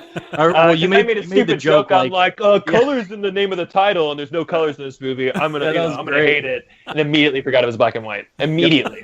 Yep. That is interesting. Man. I love that. Good stuff. Yeah, dude. Love is black and white. La La Land losing to it makes sense. It makes sense, but Blue Jay's like an unsung movie. Not a lot of people have seen it. There's a lot more to say on La La Land for sure. All right, so that's our last matchup for the quarter. Well, the next matchup is our last matchup. It is number 11 seed Interstellar Tars. Oh my lord! Versus. Can you lower that humor setting to a 70%? Versus number 6 seed, What Dreams May Jizz. So wow. I was holding my tongue on that one. Yes, very serious, Robin Williams. Yes, hello. Yes, hello. Hi. My wife committed suicide. Oh, hey. Oh my god. Oh, wow. Oh boy. That's totally a joke. No, his wife, not him in real life. Like that's in the movie. Yeah, okay. Oh yes, they do. God damn it, you made it too real for a second. Well, I know, I didn't. Yeah, JD hadn't seen the movie, so when he heard suicide, he probably just thought. No, I've seen it. It's been a while. Right? It's been a long ass time. I remember the visuals being like a long time ago. Yeah. This is the one where the visuals are just trippy as absolute shit, right? Yeah, they're fucking great. Okay. Yeah, half the movie is like a pastel painting. Oh my god, yeah, exactly. So this round is JD first. I wonder where he's going to vote. Cool. I don't know. Definitely not. Definitely not the movie I watch a lot. Now I look around and wonder where JD's going to vote in the dirt. City of Stars. Aren't you gonna vote for me? I haven't brushed up on my John Lithgow either. I'm sorry, everybody. No, dude, you did such a good job. Like, I don't think you need to brush up on it. You just did the, you're born. You have to keep it like the kid will be fine. You just have to make friends. Make friends. So good. You're so close. On the right track. It's almost there. Oh, man, you could do a Casey Affleck and be like, I don't know. What's all this dirt doing everywhere? I'm a farmer, Dad. Get out of the house, Murph. God damn it. My kids are fine. He was wrapped up in making Manchester at the time of that movie. Great fucking movie, though. Great fucking movie. Great fucking movie. Yeah. I'm going Interstellar on this one. I know, shock the world. And it's definitely not a conventional love story because you're talking about the love between a father and daughter being a this is force all love, man. This is, dude, love is love. Familial, this is, whatever. Damn it. You know what I realized about this format that I don't like? It doesn't give me the opportunity for my fake number ones. Because I was going to put Salo as my fake number one. God, I hate you so much right now. Hey, everybody, you want a great Valentine's Day movie? Yeah, seriously. No, if you take anything away from this podcast, everybody, seriously, watch what you should Salo do? with your loved one. Here's what you do when you're watching Salo on Valentine's Day. You get a big box of chocolate. You put it in the microwave for like 15 seconds on 5, right? Like power level 5, and then just smear it all over her face during the shit buffet. Oh my god, I am throwing up right now. That's totally gross. It's just so brilliant. I'm throwing up. And by the way, guys, thanks for not making this episode about Valentine's Day. No one even brought that up until now. So this is going to be posted on Valentine's Day. So yeah. These are basically all 16 movies you could watch if you wanted to. And to consider I guess, our winner, but we're not doing it about that. We're doing it because love is cool. Love is cool. We've had this on the docket for like months. Yeah. For real. I planned it that way for V-Day. That's for sure. It was good. DVV for the Day. Hallmark holiday. Awesome. Oh boy. Yeah, man. So that's your vote is Interstellar. Yep. Interstellar time travel. I'm gonna push the books off your shelf, Murph. All right. Kyle's next in this round. I guess I don't remember what the votes were, so I'm just gonna say Salo. I vote Salo. Good man. No. Interstellar versus What Dreams May Come. You're right, JD. Interstellar isn't a traditional, love story, whatever. And that's why I'm not gonna vote for it. Ooh. All right. What Dreams May Come. Hey, I got you on once. I'm good. What Dreams... Yeah, I know, you did. What Dreams May Come is, to me, I mean, God, I had it at number 2. It's like it was my number 1 for the longest time. It's the movie... Oh, this is going to sound so gross. Like on date night, this is my go-to movie. I'm like, this is the movie I'm gonna shove in the DVD player or whatever. I just think it's a fucking moving movie. I think it's super moving. I mean, this guy... died, and while it goes into things like hell and heaven, they don't use those terms. It doesn't feel like a Christian heaven and like a Christian hell or whatever. It feels like just their representation of like ending up someplace light or someplace dark, someplace euphoric, and someplace horrific. And this guy's willing to give up everything, Robin Williams, to go save his wife, like in this horrific realm. And he's ready to willing to give up everything. He's met his kids. He's been able to love his kids again and see his kids again in the afterlife, and he still goes, that's not enough. I want my wife, and that movie's so fucking powerful to me. I think it's so beautiful, and it's literally beautiful, like to see with your eyeballs. It's a very scenic, imagery-filled movie, and for the time it's star-studded, and it's Robin Williams.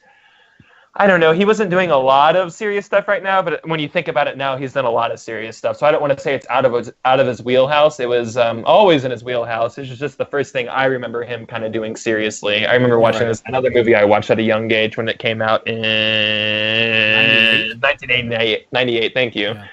Yeah. Pull that out of my ass, by the way. I guess it'll come up later this year when we talk about those movies. But Yeah, I think for me, what dreams when they're in hell or in the horrific place or whatever, and he's trying to make his wife remember him, and he's willing to like stay there and lose his own mind just to like be with his wife, even though he won't even remember who he's with and what it means or anything. Like it's just super moving, man. And I don't know, it's just it's a no-brainer for me. It's got to be What Dreams May Come. Cool. Yeah, you know what's funny? I respect it.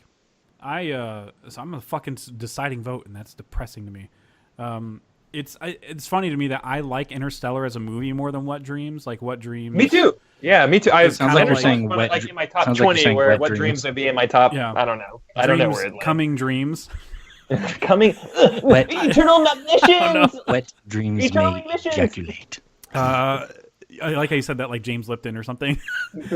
And dreams today in the Actors Theater, it is Wet Dreams May Come. What would Robin Williams say? Nocturnal coming during dreams. He would say, hang on. Oh, shit. Hello, sorry. yes, it's me. Oh. Yes, hello. Thank you for reserving a room for me. Oh, yes, hello. I'm here to take my room. That's Robin Williams, like the Gates of Heaven. Yeah, and that's him not on cocaine. So, God, that's terrible. Sorry. This What Dreams May Come is definitely a hard movie to take in because it's a lot of depressing shit one after another. But Kyle, you talking about his dedication to their love, and especially this vision of the afterlife the director concocted. So cool.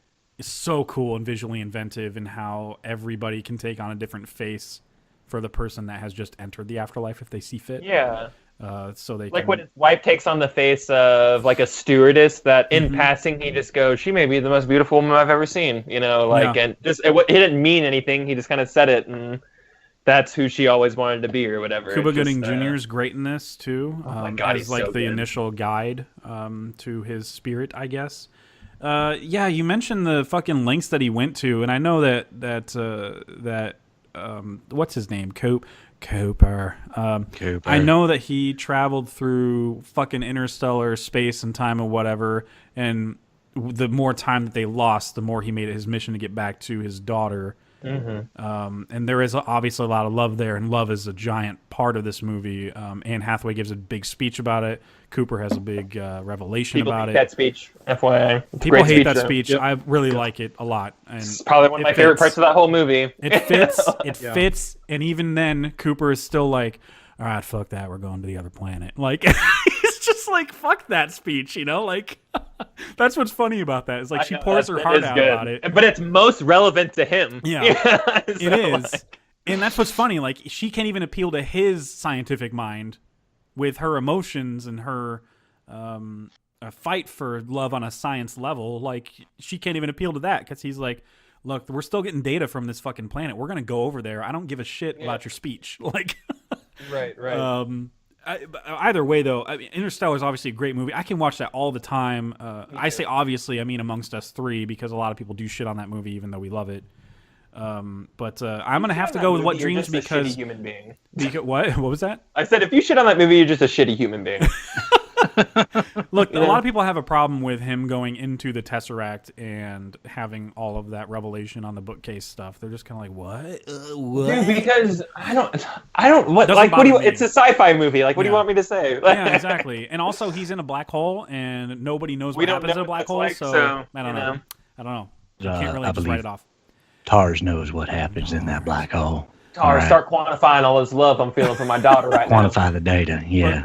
Well, I was swayed by, I'm oncing this one. I was swayed by Kyle's argument. Hey, that's fine. I'm going with What Dreams. That's fine.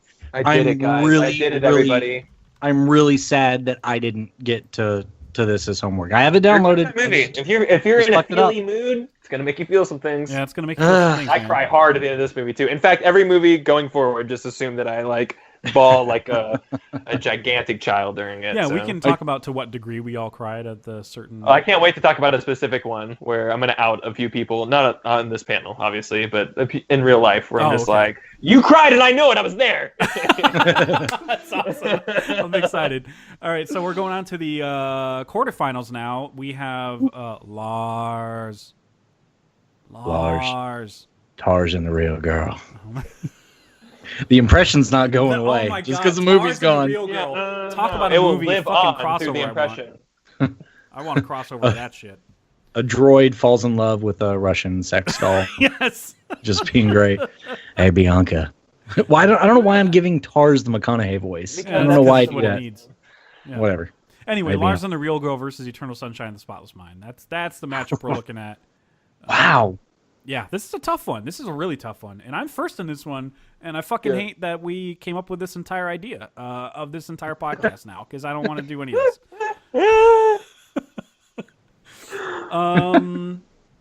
These are both incredibly inventive movies. Obviously, there's more of a sci-fi element to Eternal Sunshine. I'm literally just talking this out as I'm, words are exiting my mouth hole. I don't know. Lars and the Real Girl is the prequel to Blade Runner, so it is. There's some sci-fi elements there as well. Yeah, he upgraded to a hologram in Blade Runner. Right, something he couldn't touch. Yeah, that's totally an upgrade. And that would explain why he couldn't really emote or feel or have any social abilities with other people, because he wasn't designed that way. Right, exactly. From the beginning, when he had a cool mustache, I would say. Right, it was a cool mustache. And I know you're partial to mustaches, but even by my standards, it was a cool mustache. I would even, Jeff, I'd like you to call me a professional now, since I've had one for a bit now. So, professional on mustaches. Dude, you have far exceeded your duties as a man for Movember. Like, I have, yeah. I feel like I've really dedicated 3 months of my long life to mustaches, so that definitely makes me a professional in the matter. And you know what? If you get to the next Movember and you still have the mustache, that's like. I think the only thing that would ever make me shave my mustache is nothing. So yeah, that's how I am. That's how I am with the beard, man. I'm so attached to it. I would have a beard, and once I quit this job, it's turning into a beard. So a beard, not a beard. Because I can't drink it. Right. Once I quit this job, I'm drinking a beer for the first time ever. I'm drinking a beer, and I'll die because I'm allergic to hops. So that's good. I heard they recently added more hops. All right, I'm gonna need to see your ID. Who says that? Who the fuck would say that? Like, unless you're at some That's douchey fucking crap bar. Oh my god. Been drinking it for years. Yeah, I totally had that fuck my life moment today in real life, man. I hate. Oh my god. Oh man, fuck my life. I said fuck in front of a 4-year-old. No, somebody should really clean this up. But because of that movie, and because I was like, that guy was a fucking that guy didn't deserve that shit. Like, I picked up my own mess. Yeah. I carried the fucking beaten and battered Coors Light box to the register and fucking checked out and double bagged it, and that was just depressing. Anyway. In regards to this battle of two tear-jerking, incredibly moving movies. What is it? What is it again? Is it Eternal Sunshine and what? Lars and the Real Girl. Lars. Oh yeah, okay, yeah. So I'm going to go with Eternal Sunshine on this one, not just because it's the number one seed, but there's something about the ending. I think that speaks to the truth of relationships more, where even if you knew they had all the evidence they needed, even if they knew all of the faults in each other that they couldn't stand, they still were like, so that's for us to find out again, because I don't remember any of that shit. You know what I mean? Like, it's they say so much in so little little words in that scene where Kate Winslet's like, this is like one of my favorite performances of hers, by the way. Same. Where she's just like, you're gonna hate this, and I'm gonna hate this, and he's just like, so, they say so much in that line. Yeah. Well, what you feel and what you know are different things. Yeah, and that's for them to find out again, even if it comes to that. And that's for that they need to live. You do need to live with heartbreak in your life, or you don't. You're never gonna learn from any of your experiences in your life. It's yin and yang, man. How can you appreciate it when you finally get the good thing unless you've gone through some shit? You can't. I would say that I would. Oh man, in terms of rewatchability, I think I would go Eternal Sunshine more than Lars, because Lars is more of a gut punch in a lot of places. Because of Gosling's performance is next level. Like, I think he puts on a better performance than anybody in Eternal Sunshine, and that's saying a lot, but I really do think so. But Lars is still really good, and Lars has to make you care about something so unconventional. Yeah, like, exactly. We all have a Clementine. We all have somebody that we know is no good for us, that we're still enthralled by. Yeah, I think we all have that. Not everybody has a Russian sex doll. I mean, I do. But y'all don't. Right. I mean, you don't know that, but I don't know that. For anonymity, I don't have one. But I'm just saying. I don't know doctor. that, but I gotta have a get my friend that stress out. knows that, and he tells me all the time, don't worry about it. Yeah. So I'm going Eternal Sunshine, but Lars is still a tremendous watch, and it's about more than just the love between a man and his Russian sex doll. It's about him coping. Yeah, coping because he lost his wife or something like that. Yes. And he shut himself down from pretty much all social, whatever the fuck you want to call it, social gatherings, and him getting this sex doll or whatever kind of helped him not just cope but like kind of interact with people again. Sure. Right. Act like he had somebody to feel like could be an extension of him. But at the same time, it's all about, dude, I mean, the love in this movie is more about the communal love, like from everybody just playing along with him because they know about his mental issues and treating Bianca like she's a real person, taking her to do stuff, and helping, and in turn helping him kind of deal with being alone and stuff like that. There's a lot more love than just between two people, that's for sure. But yeah, Eternal Sunshine is my vote. And next up is JD. Man. I mean, I obviously really, really love Lars and the Real Girl.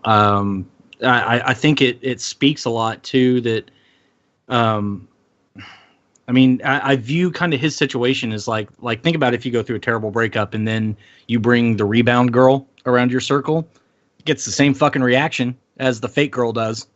Just what the fuck? Yeah, is that? it totally does, dude. What are you doing? And she's, that's a real person. That's not a fucking inanimate object. That's a real person. But they know, that you're seriously just replacing something with something else. But in Lars's case, he's shut himself off for so long that any sort of outward expression towards being with the people that are closest to him is seen positively. But they're still just like, what the fuck what is it? Okay, let's go along with it. Let's just indulge it. I'll be back for a second, but you guys can keep talking. Okay, it's not gonna be that long. So to me it's relatable in more of the subtext way. Obviously, on the surface, like that's not something that I've ever been compelled to do. Fucking bring a goddamn Russian sex doll into my life as a replacement for a real. I'm not there yet. Yeah, give it. Not quite there yet. Definitely need a few more years. Once you get the stash and the loneliness combo going on, you'll get there. Hey, those are mutually exclusive. They don't feed into one another. They don't? Okay. All right. Well, that's good. The loneliness and the stash, come on. Come on. Oh, God, do they? Oh, no. I'm having an existential crisis over here with this wine and this news now. Dude, wine is amazing, right? I know. I'm drinking this really high dollar, something called Yellowtail. I've heard of that. It's been too expensive for me, though. I know. It's a little out of people's reach. And I go the Trader Joe's route nowadays. $2 chuck. Gets it done. Man. Done. Gets it done.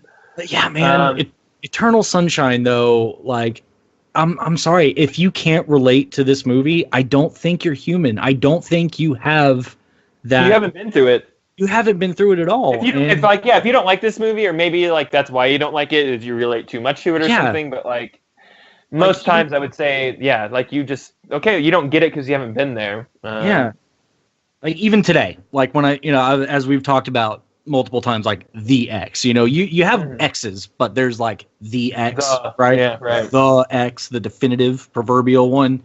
Even to this day, if I ran into her, I would fall right back in love. Like, honestly, I know I would. And I fucking hate her. I fucking hate her.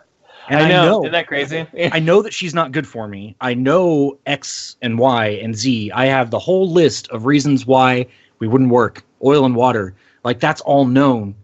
But I wouldn't care, like, in that moment. Yeah. And so that's why I have to go the blacklist route. I have to go the shut it out, because if I see something that I'm guarding myself by doing that, because I know I'm vulnerable and susceptible to falling right back into that. Absolutely. So almost like deleting their existence is easier than living with it, Exactly, man. And, the two of them, I don't know if there's anything better out of Kate Winslet for me, personally, that I've seen. They're not Titanic? Yeah. And fucking Jim Carrey, man. I mean, I love it when somebody that's so comedic can actually show that they've got that dramatic chop. Oh, Robin Williams did. Yeah. Dude, he did. Oh my God, yeah, no, big time. And I don't know if there's a more heartbreaking character on our list, because like I'm I'm happy at the ending when he accepts it, like that he thinks it's worth it, but like it just makes me feel fucking awful that I would be in that exact same spot and I wouldn't care knowing better. Like that's the heartbreak in it, is that you just see yourself in that moment, in that decision, and you're just like, that connection is too real to ignore. But yeah, man, I mean, it's going to be Eternal Sunshine. It's a great fucking movie. It's got, I mean, God, it was on we put it on our sci-fi bracket, right? Yeah. Yeah. Like, that element is so cool to me. That It is, yeah. one of the greatest love movies ever, and it's really not even about the tech per se. It's more just the ramifications of it. Yeah. Yeah. So it's not quite on the. I guess it is kind of like a Black Mirror. Yeah, it kind of is. A long form. You know. Yeah. Charlie Kaufman, we've come to embrace his genius on this podcast. Yeah. Oh my God. Yes, and I always keep forgetting I it's guess the fucking okay, I same guess. guy that did Yeah. Synecdoche. Like, Yeah. this I heard guy that movie, has blown my mind and my It's okay. heart a bit. And I think I said it was yeah, like one of the greatest things ever be created the other day, but whatever. No big deal. Yeah, that's okay. Yeah, It's fine. that guy just like he's up there with me with when I know his name is attached now that Yeah, I'm plugged man. in and I I'm gonna talk go this see shit all out the other stuff. choose guys. When I see his name attached, yeah, I'm in. Done. Jeff was talking about Anima Lisa for a long time, and I'm just like, I'm not watching that. Now I'm like, I'm gonna go check that out now. yeah, exactly. Yeah, you'll Oh, like that's not it. Charlie Kaufman. It's not. It's hard to say like you'll like it. You know what I mean? Because it's one of those No, movies you that won't. you finish Because if and you you're rela- like, if you huh? relate to it, you're in pain at the end of it. Like, really? In pain of what? No, you're talking about Eternal Sunshine or Anomalisa. sorry, never mind. I thought you were talking about Eternal Sunshine. No. Yeah, it's hard to say that you'll like Anomalisa because it just gives you a lot to chew on, mentally speaking. So it's Right. one of those movies that you're like, I think I need some time on that one. What's it about? Oh, sure. Sure. I mean, No, Kyle's cutting out. Oh no, Kyle's cutting out. Kyle, we need you we're back. gonna let dog. that sit for a bit. We need you back.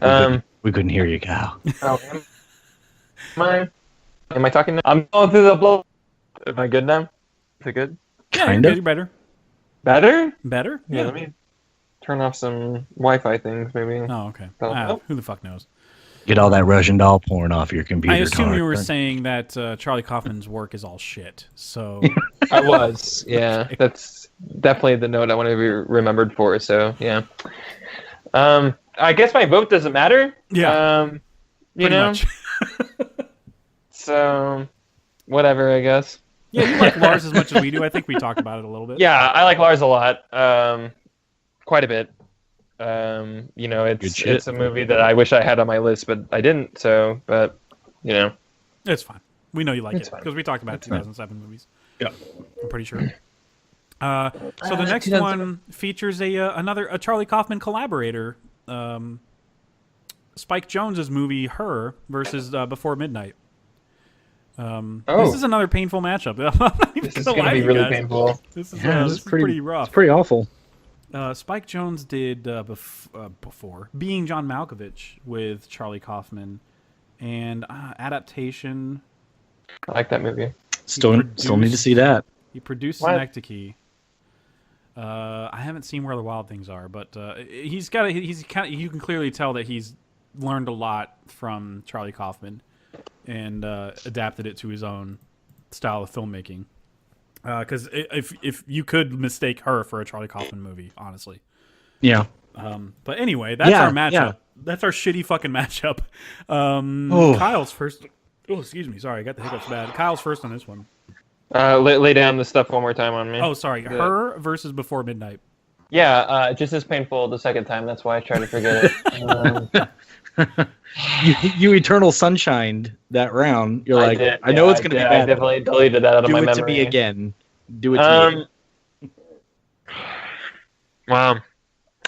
Before Midnight is real, where Her is like he's talking to someone who's not even there. So it's just like, man, I don't know. No one's ever been through loving their phone, but that doesn't make it any less real, Like it always felt real, like the relationship between Joaquin Phoenix and Joaquin Phoenix. Scarlett Johansson voice.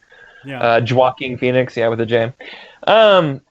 Gosh, damn, this is really hard for me, man. Seriously. I get it. I'm next. Fuck me. I know, right? Oh, good, I'm last. What did I give star ratings to? I gave her a 5, and I gave Before Midnight. Okay. God, this is really cheap. I think I'm gonna have to go her, just because I can't make up my mind, and I gave more stars to her. So why not? I don't know. I think her at the end of it, like you didn't. Whenever you explain this movie on paper, you're like, go see this movie. This guy falls in love with his phone.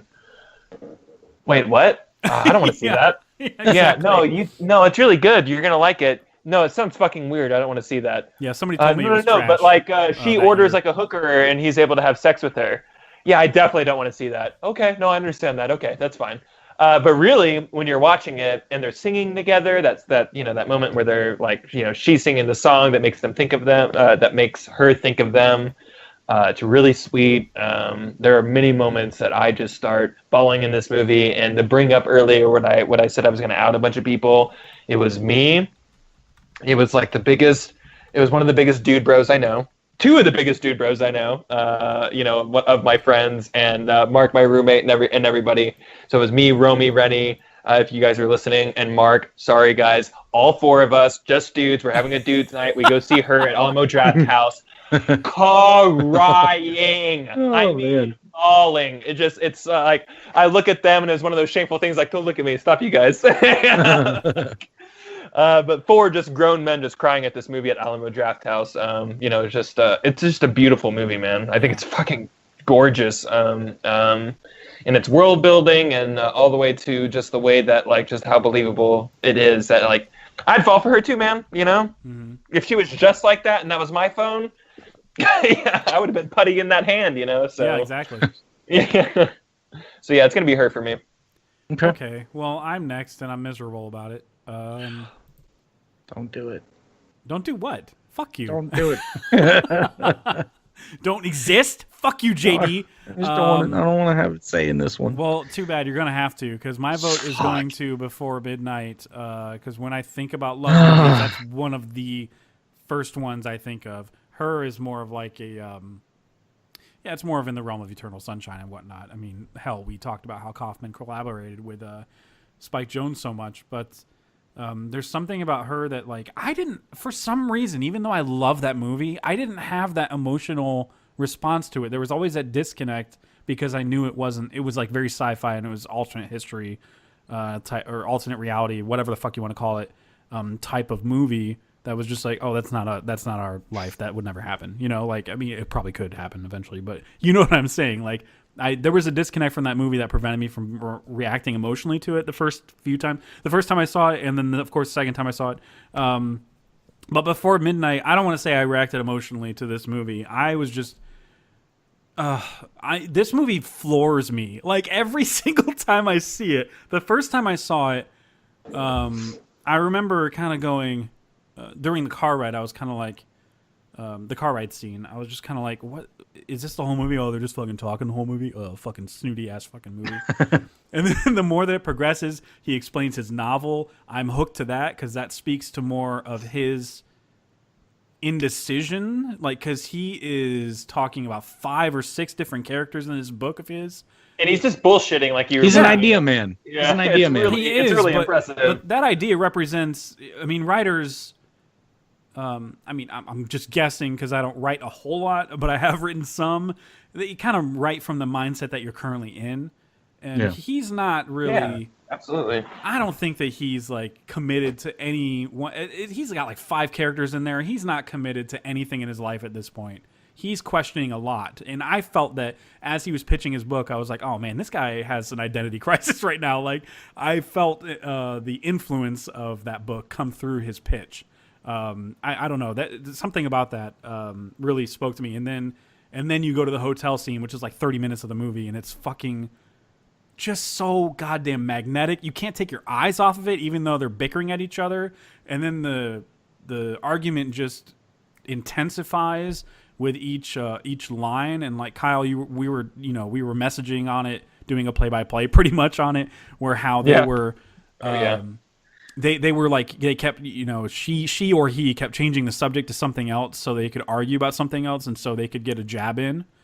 Just getting it all out. Getting it all out at this point. They were just, and then by the end, they were desperate to just fucking hurt each other. Like that's this is real shit. Like, this movie is so real because love is hard as fuck. And the end of the movie shows you that despite their history, and we got to be honest about their history, because before sunrise and before sunset, those two were on vacation. Like, you know what I mean? Like, they decided or at least he did. He decided at the end of before sunset to live in this vacation, and you can't live in your vacation spot. That's why it's a vacation spot. So his speech at the end kind of encapsulates all of that. Kind of represents all of the this is the dream right here. You know what I mean? Like, this is what the vacation is. The rest of your life is this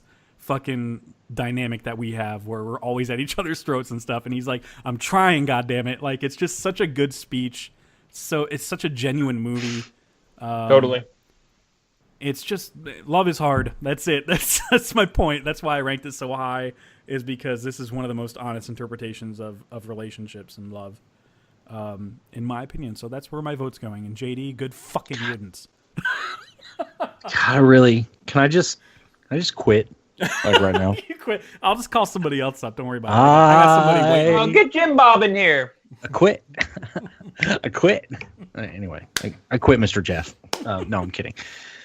Oh, fucking shit. I forgot to give you marimbas while you're doing that. JD, can I just say? Yeah? Choose correctly.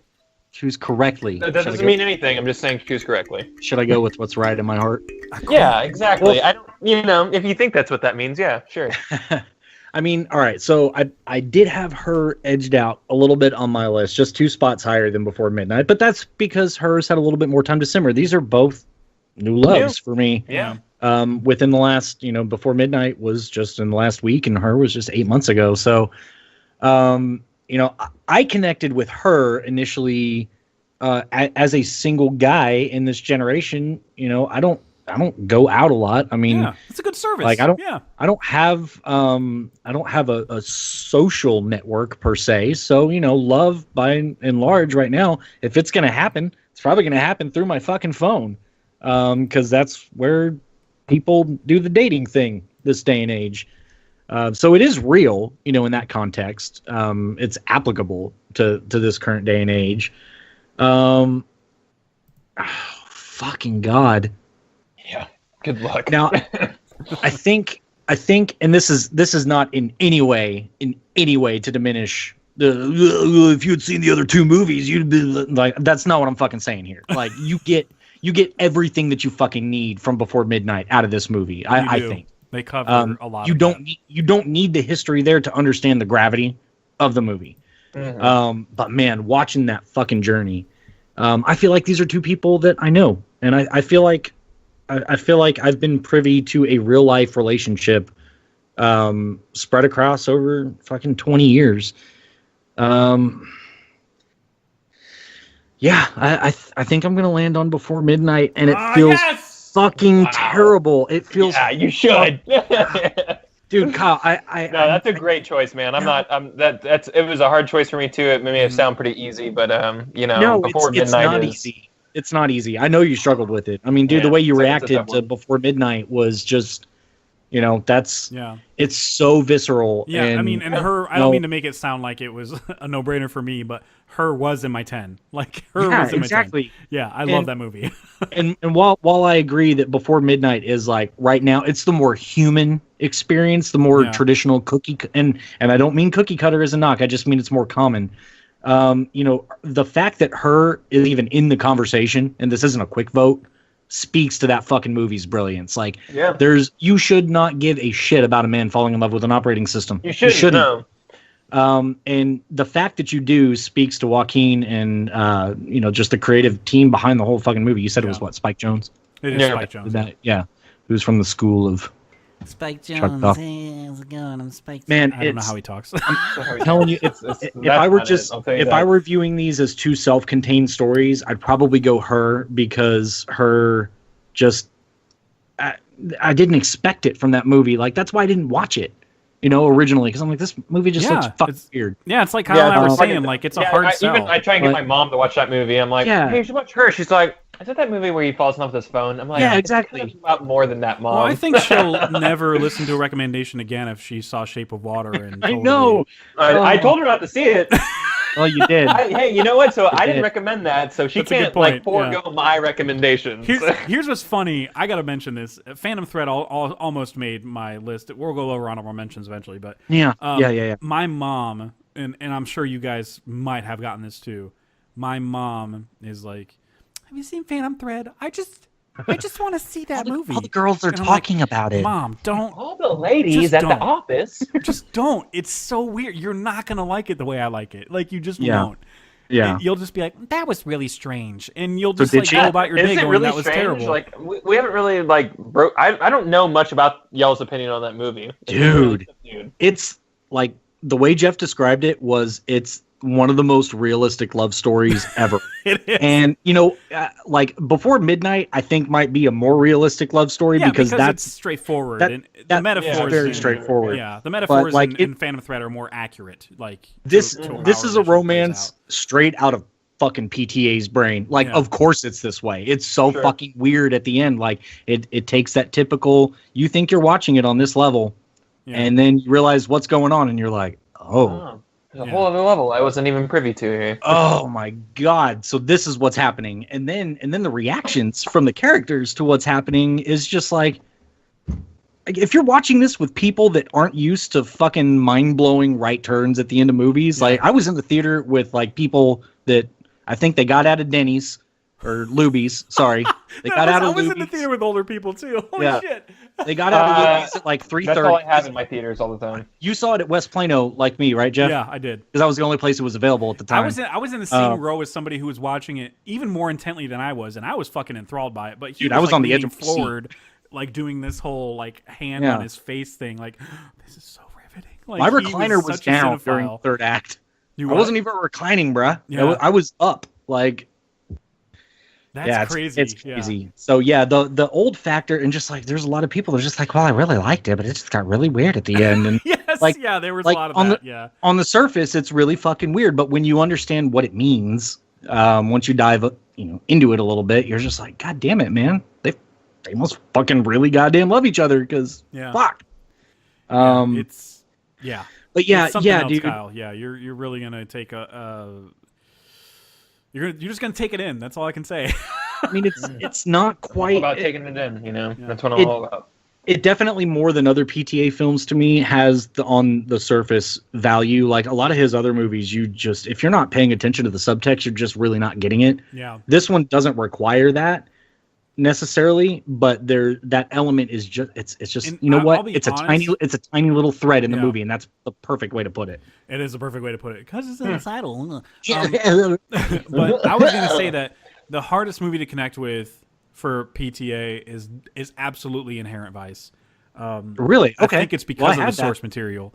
And I think it's honestly, he tries so hard to make it an honest adaptation of the source material that it kind of loses the PTA-ness of it. Yeah, I like that movie, but it's just like, I probably won't watch it again. Yeah, it's just, I've seen it. So that's the one movie that he did as an adaptation. Everything else he's done, he wrote, right? Everything else he's done, he's written. Yeah. Okay. Yeah, he's a goddamn genius. I wonder what made him want to do that movie. That PTA-ness. I don't know. Something about Inherent Vice is apparently very popular among readers. Like, I don't read too good, so I don't know. I don't read too much on my free time. I don't know shit about that. So we ain't done no redneck talk today. What's wrong with us, boys? I remember when it was announced that people were like, readers were like, yes, I don't think this movie could be adapted. It was one of those type of books. Yeah, but if anybody could do it, PTA can fucking do it. I see. That's the thing, is like he'd done original stuff all the way up until that point, where even I was kind of like, I don't think he can do that. Really? Okay. I mean, were you familiar with the source material? No, it's just him adapting a book that everybody that's read the book is saying, I don't think that can be adaptable. Okay, kind of presented doubts in my brain. Like, okay, I got you. Also, by that point, I'd only seen like Boogie Nights once years ago, and There Will Be Blood once years ago. I hadn't brushed up on my PTA-ness. Penis. Sorry. Penis. Just basically dwindle it until it's penis. That's the rule of the show.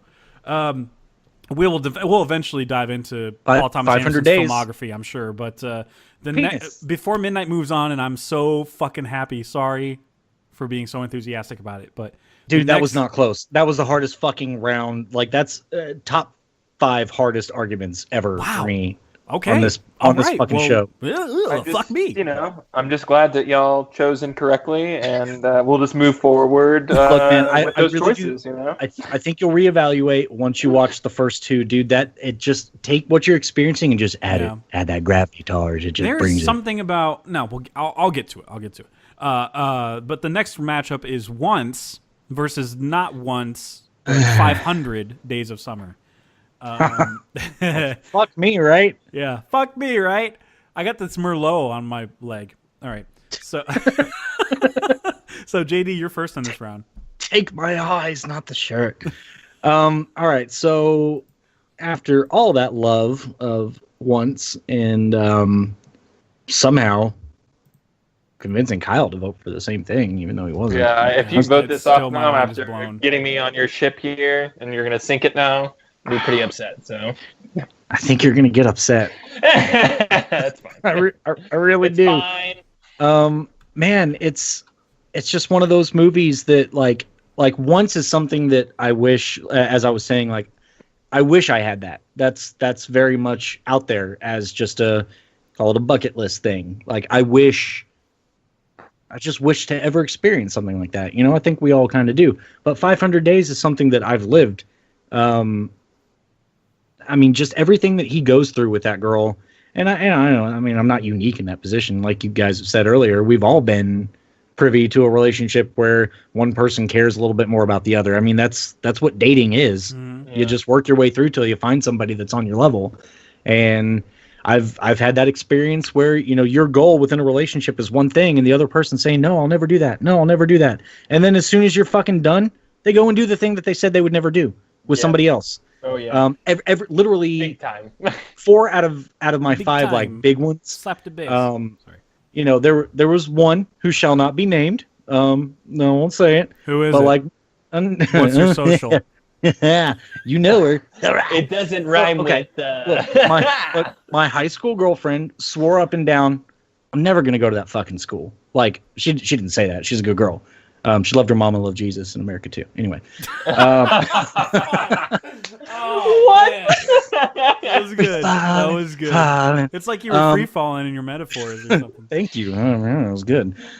Yeah, swore up and down would never go to that fucking school. And the guy she dated before me was an Aggie. I was an Aggie. And the guy she dated after me was an Aggie. And then she eventually went to that fucking school for somebody else. So, you know, that's our principles are usually something that are like all well and good until they're tested. And now as an adult, I mean, I appreciate that. Like, I'm never going to like criticize that decision from her. But at the time, as a juvenile little shit, you know, you get bitter because you're like, well, if she wouldn't do this for You don't know like, better. like how arrogant am I? Like, you won't do this for me, but you'll do it for me. You know, yeah. it's all out of arrogance and Well, that's immaturity. ego too. Like, you know, like we all think that like, well, she loved me. Right. You know, I was her world. Like, I was literally her world, you know, like, you know, and like, you know, like we want to think that way. And maybe it is true that way for some people. But, you know, most times like things are passionately one way, you know? Right. It sounds like, remember How I Met Your Mother, where Stella moves to New York for Tony? Yeah. And Ted finds out. And she wouldn't move here for me. That's what sets him off. He doesn't care about anything else, but that's what sets him off. Exactly. Yeah. Because you don't realize, you know, that people change. Well, And, he you know, realizes rather quickly, like, I shouldn't confront her because she's with her kid and they're happy together. And you have to think about it this way: is like you're probably willing to fold on some things for particular people. So are they. And unfortunately, that person's not you. You know, in this situation, you're not being realistic in that moment. You're being selfish because well, that's what love is. Love is absolutely selfish. I don't care if anybody tells you that love is selfless. When people are like, "It's the most selfless thing you can do," it's the most selfish thing you can do. But that doesn't mean it in a bad way. It just it's what it is, you know. Is why I cannot wait for you. It's a self-serving emotion. I cannot wait for you to get the other two before movies under your belt, because in like the opening 20 minutes, they're in a car together, or like 30 minutes. They're in a car together, and he's going on this rant about love and how people are just blinded by it, and they say it's selfless, but it's not. It's 100% selfish. Like, I'm sorry. Yeah. You can put on this dance and you can find somebody that's willing to play the same role as you and go about it the same way, but love is very selfish. It's because people don't want to be alone. Yeah, it's our strive for connectivity and our willingness to almost change our identity to get there. Not in a bad way. Like, sometimes change is good, and those changes are proper. I mean, there are a lot of things or personality traits that I've adopted over the years that were as a result of relationships, and now they're a part of me. That doesn't make it any less genuine because somebody else brought it to you. Every experience you ever have, whether it's friendship or whatever, you're gonna change as a result of that. So why should love you carry it with you everywhere? But that's what I think 500 Days hits, is just, sometimes it's not the journey that you're on right now that's the most important. It's where you end up at the end of it, and sometimes it's not going to happen the same way for the same or at the same time as your partner or whoever you're going through that thing with. A lot of times it's dramatically different. One person moves on and they get their shit figured out, and you're left in the dust, and you're like, well, why is it me? And that's what I think I related to the most out of this movie, is like, just that feeling and identifying with Joseph Gordon-Levitt's character, that you're just like, man, why the hell does she get married and she didn't even believe in love, and then he's here, still fighting for her and all this stuff. I mean, it's super relatable. I don't even remember what fucking movie this is going up against, but I'm going for 500 Days. Anyway. Good move. Good move. It's one of your fucking favorites, and you're like, oh yeah, it's once. Fuck my god. You're like, fuck once. I did say that from the beginning, and Children I of love Men once. is in the corners going redemption. Yeah. Look, Children of Men. Let's put it. I know. Children of Men's like, yeah, God, yeah, exactly. And how it feels now. I love Once. I don't think that's a secret to anybody, man. I absolutely adore that movie and everything that it stands for. But yeah, I'm with you. 500 Days, man. I remember the first day I watched it. Like, I remember I was going 500 through. days later, exactly. It's crazy. God damn it! When was that? That was 2000. No. We're like 1500 days. By the way, 500 days is a long fucking time to be with somebody. I'm just gonna say that because I'm not a long-term commitment person. So that's all I'm gonna say. That's a year and a half, right? I know, Kyle, you've been with people for like 3 years or some shit. And yeah, that's crazy I think to me. 6 was my longest. Yeah. I'm a serial monogamous. Wow. Yeah, two is about my threshold. I'm not saying I fuck 2 around. is a short. But yeah, I'm that's like short. Yeah, I'm That's about weirdly short for me. at JD's length in terms of like 2 years. Like 1.5 years was like my longest, and I'm just not interested. Like, it's just fucking no. Yeah, just no. So Kyle, what's your vote on this round? Oh my gosh. I'm probably going to go 500 Days of Summer as well. It's definitely the more relatable movie to me. I think it represents more of the love that we go through. And the stuff that JD brought up is just like, in the moment, it's selfish. But as you grow with wisdom and experience and everything, you look back and just go, I mean, that's life, Like, sometimes you feel something and other people don't. And you can't control that, and they can't either. So they're not the bad guy, Right. And who are you to tell anybody else what they should feel? Well, that's exactly. something I think you don't I learn until feel you get this way. older. How do you not feel? You know what I mean? Like, that's the ego getting in the way. Yep. And I just that story resonates with me. I remember watching that movie in theaters and looking at the girl next to me and going, "This movie's about us."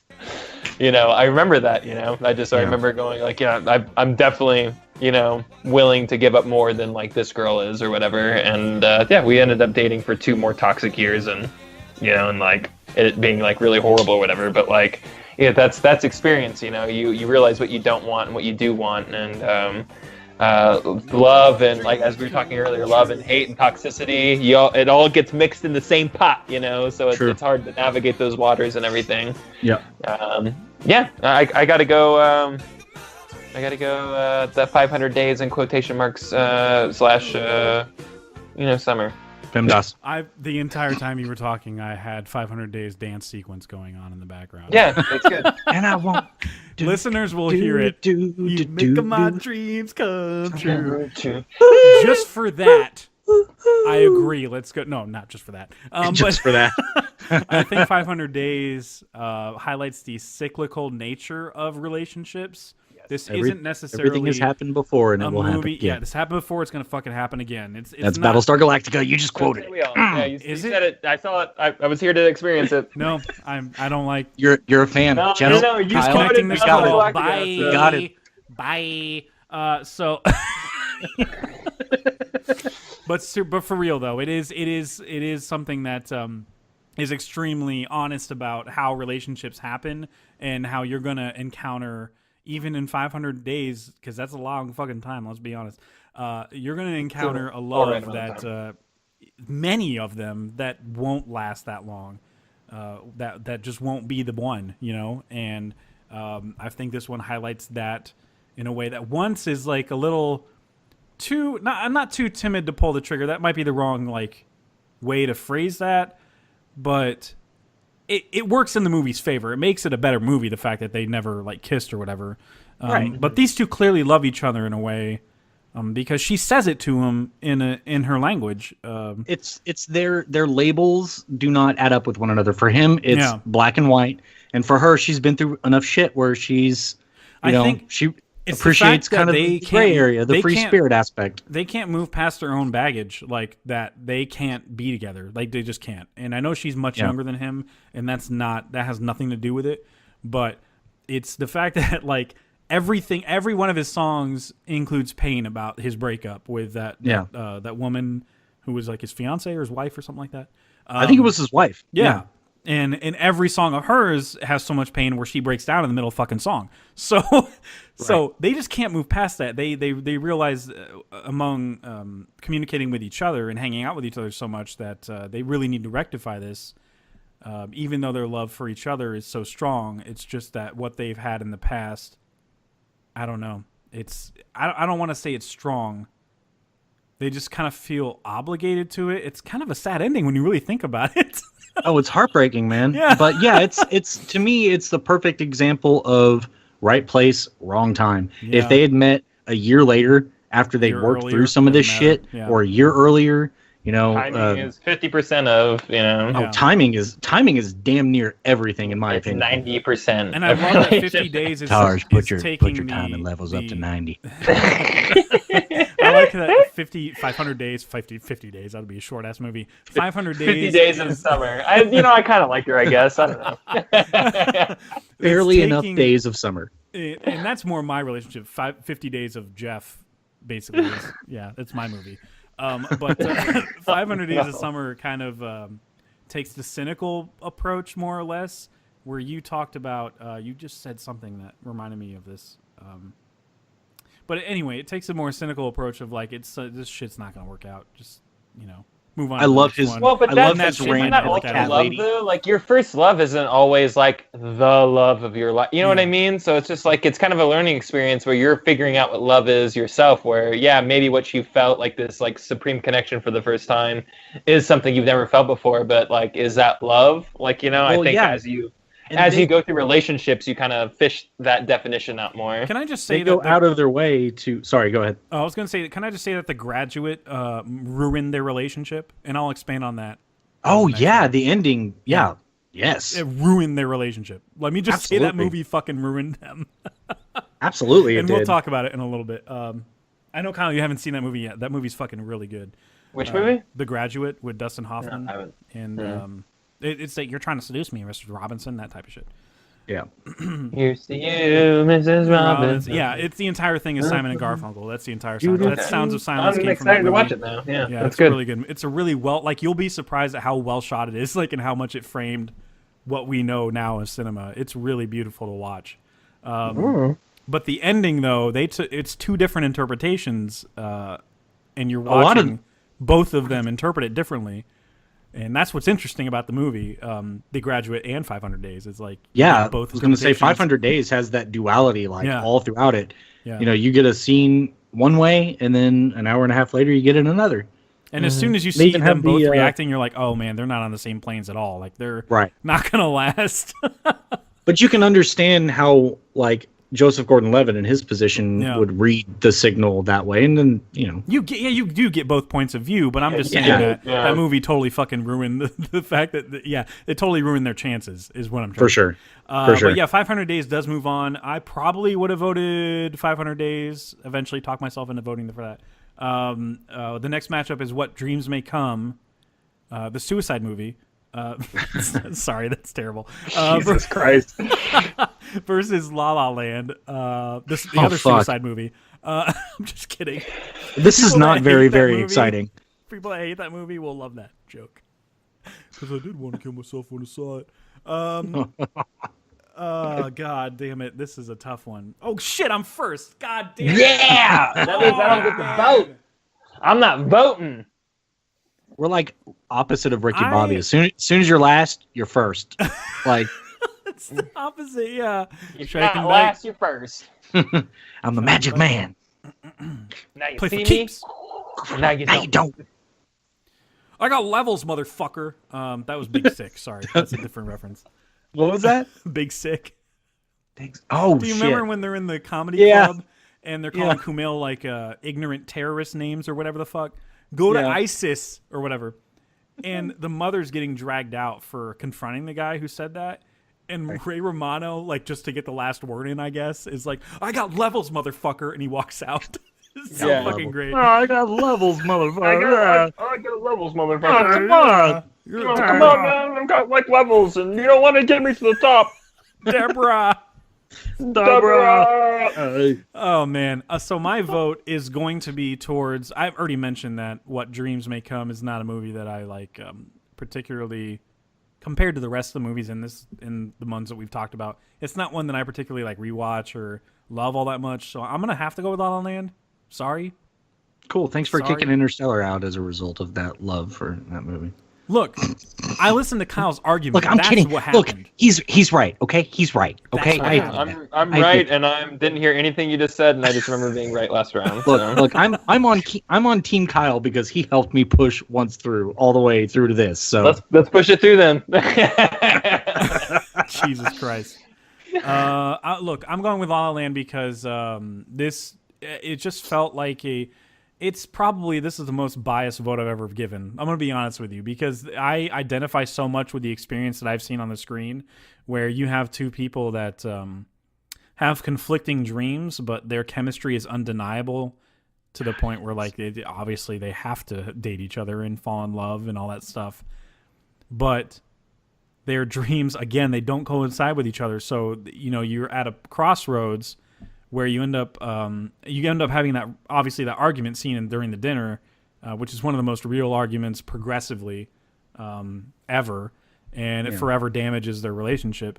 But the point is that him pursuing his dream is not something that can complement hers pursuing her dream. So, but they couldn't have found the drive to pursue their own dreams unless they met each other. You know what I mean? Yeah. Like, unless they did go as far as they did in their relationship.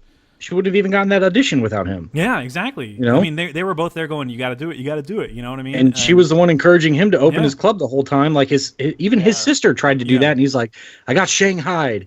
You know, like, he's already deterrent to the idea, but yeah, she definitely drives him towards that. Yeah, exactly. Up until that point, he was just blaming everybody else for his problems, and she found a way to kind of put him back in that situation. Then he gets in his own way, and he, says that regrettable shit about how, she only was with him because she preferred him on his ass, and if they ended up staying together, that would have been their dynamic the whole time, because she would have ended up still being the one with the audition. She still, like, the dream sequence played out. That's probably how it played out anyway. After she did her play.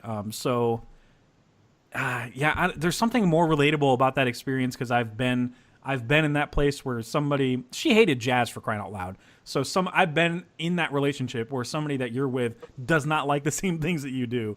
Like, does not like the same things that you love. Totally. And it totally, like, fucking works. It's just goddamn great. You complement each other that way. But then you end up at a crossroads where it's like, well, now I want to pursue these things and you want to pursue those other things. shit. Like, damn it. Now we can't stay together. What do we do? So then you end up falling apart. And it's kind of, it does end in a kind of a shitty way, but then it ends up mutual in the movie. So, I mean, it's just, I mean, it's literally a mirror to one of my relationships. So it's a very biased decision, but I'm going with La La Land. And the music's very delightful. So next up is JD in this round. Well, I know that our audience and Kyle were probably hoping for an unbiased second vote on this one. They're not going to get it. Dude, I'm sorry. I mean, man, I have La La Land at my fourth best behind one of my favorite movies of all time, in Once at number 3. And I mean, yeah, it's one of those things where I just fucking love that movie so much. First off, seeing it at the Meyerson and having the orchestra there has added a whole new level of appreciation for a movie that I didn't know I could have. I already adored this thing. A movie from 26, like pick another movie from 2016, right? Yeah, it was. Yeah. Pick another movie from that year that I've seen 10 times. Just find one. No, it doesn't exist. Too bad. Too late doesn't exist. Too late doesn't exist. This Batman movie is Superman? Yeah, I was gonna say. Okay. Look.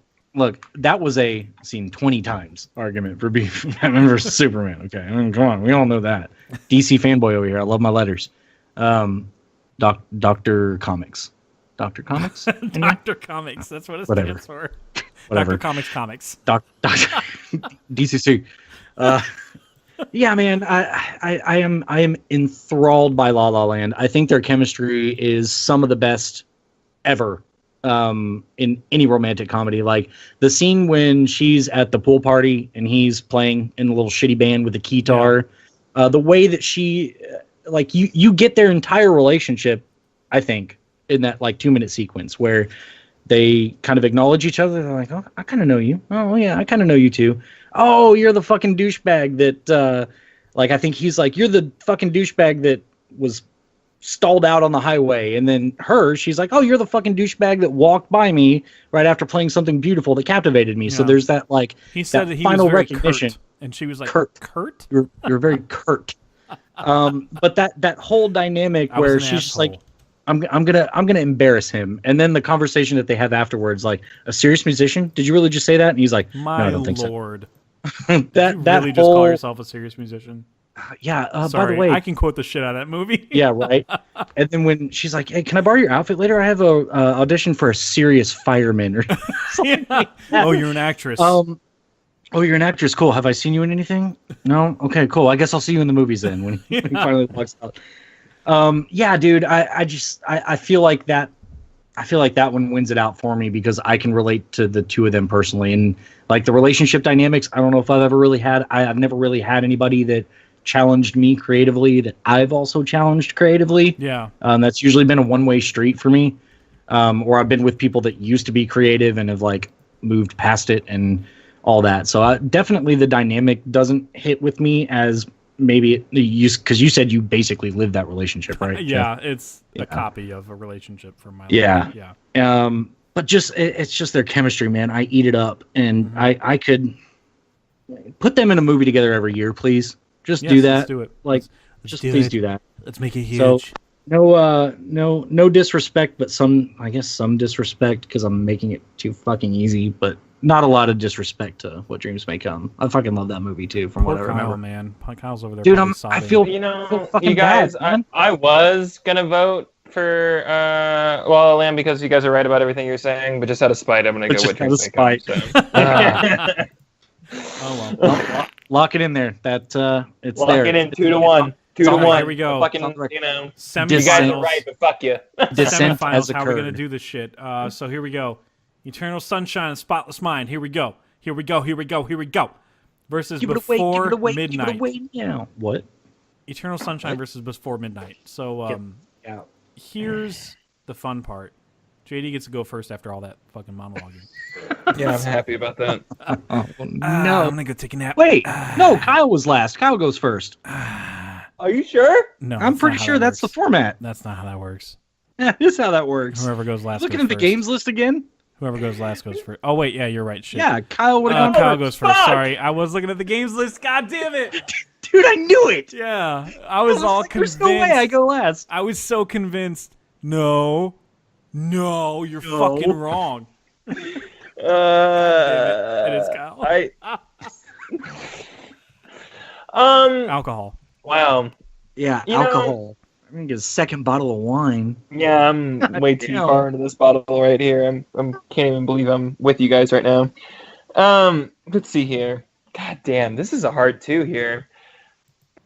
I've never had kids. I've never been married, but like regardless of all that stuff, like even though they're not married in this movie, they're like Before Midnight's like super relatable. Like it.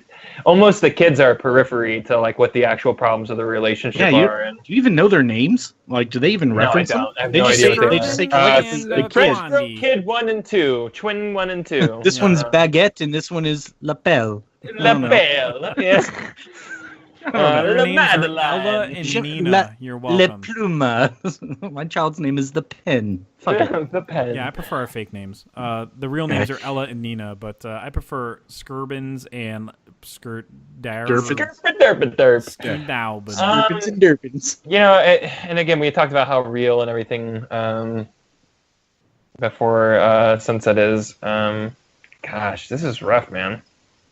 But Eternal Sunshine, I was going to say earlier, like we were talking about that, like that instant connection when you see someone and you're just like, almost from like across the room, like it's just like, God, like what the hell's happening Moses here? parting the seas, just like. Yeah, and I have felt that, and that was my most toxic, horrible, long-standing relationship. But like, you still have that fear, like that, like, man, if you ran into her again, like you'd do it again because you know what that feeling is. That like you've never felt that ever before, and you haven't felt that since or whatever. And I don't know if that's love, but there's that connection or whatever, whether it be, I don't know what that is, but like that's what this movie kind of represents to me, is that they don't really care, at the very end of it. They don't care that they know that they're bad for each other. They just know that this connection that they have is real. And whether it's fresh because they don't remember, or whether it's a withstanding thing, the movie doesn't really explore that, but like that's your journey, that's your journey in a relationship, is figuring out if it's worth it. Is it worth sticking around for all the bad times? Is it equal on the scale of justice in a relationship to like the bad times and the good times, And the movie brought up a lot of things in me that I never wanted to think about again, but like I'm glad I think about it because I'm old enough to like process stuff like that now and deal with stuff with that now. And I think movies that can like evoke old memories and old emotions out of you is powerful, and even when a movie is about plugging yourself into a machine that doesn't exist, that erases your memories, you can still go, yeah, I've been in relationships where I would do that, Right. I would do that because it's for the betterment of myself to never remember like what connecting with that person is again, because it's not good for me, so like the next step is just erasing them out of your life. And we do that now. It's just while that in the movie it's symbolic for like completely erasing them, we do that here. We block each other on Facebook, we block each other's phone numbers, we do all that stuff. Maybe not you guys specifically, but people in general, when things get too toxic or too bad, you just want to erase them from your life. And that's how we do it now. Blacklisted, baby. From our digital lives, we just erase them from all that stuff, and we purge our pictures on Facebook and MySpace or whatever year it is, and all that stuff. You delete history, and that's what this movie represents, and it's special to me. It's really special. Like I said, it made me think of things I never want to think about again. And then I go, oh, I'm glad this movie kind of brought this stuff up, because like now I can process it in a really adult way, in a really tactful way, if you will. Yeah. So Eternal Sunshine for me. Okay. I'm goddamn next on this one. Look, if you want love, then this is it. This is real life. It's not perfect, but it's real. I'm going Before Midnight. Oh man. Sorry, Wow. Jerry. Wow. I feel like the quote sums up the movie perfectly. No, you're right. You're right. It kind of does. You're not incorrect. But you know what? Look, if you don't vote for it, you're the fucking mayor of Crazy Town. No, hey, I've said that to a girl before. Hey, guess what? Advice, guys, never say that to somebody. Never say that. You are the goddamn. There's another part. devil. I have the hold on. I have the quotes up too. This is a great part. If you want a laundry list of all the things that piss me off, I can give it to you. Number 1, you're fucking nuts. Good luck. Yeah. Find somebody else who can put up with your shit more than 6 months. Been said that before. Yeah, exactly. Said exactly It's so- that. so Again, true. you don't have to have kids and be married to say stuff like that. Like, you know, No, that's why that movie. no. So You don't. No, you No. absolutely don't. I mean, shit. action doesn't exist on the other side of children. You know, like I've it lived- exists in the here and now. I've lived with a woman who had a child who was not mine, who I cared for deeply. It is not yours. It is not. It's not. I did not hit him. I did not birth him. I did not. I did not. So Oh my what God. what I'm trying to say is I had an emotional connection with that little dude. He like I have no reason to other than the fact that he belonged to her. Mhm. Fucking shit was still used as goddamn ammunition, and he's not even mine. You know, Yeah.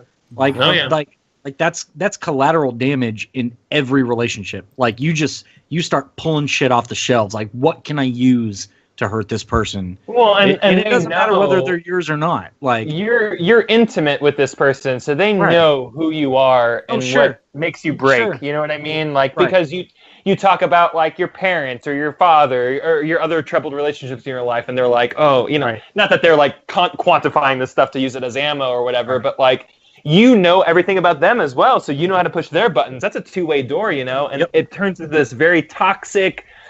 You know, but that doesn't mean you don't love that person anymore. But that's what No, it turns no, into no. is this thing where I'm like, I'm trying to make this person bleed emotionally. Like I want them to bleed out emotionally. Yeah. And that's walking out the door and thinking someone's leaving forever and then walking right back in to say one more thing because I'm going to get the last word, you know? And then that person trying to leave again and then the guy getting the last. And it's just this trade-off of egos and, oh, man. You know, it's real, man. It's really real. But, God, it's super real. It's super real. it's too real. So all right, before I go down my catharsis of picking which one of these two fucking great movies I'm gonna pick, because I don't know what fucking format you've made me the deciding vote on Before Midnight for a couple rounds in a row. I'm not sure if I like I really that. like it a lot. I honestly so- should have put it at number 1 for me because I keep thinking about it You more and could've. more, and I'm like, You could have. okay, you know what? I'm connecting with this on a deeper level than I thought Let I me- thought I would. Let me ask the gallery: do you think if the technology of Eternal Sunshine were available to either of the people in Before Midnight, knowing where they end up, what happens, you think they would do it? No. No. No, I think they're too fixated on each other. I think they're too artistic.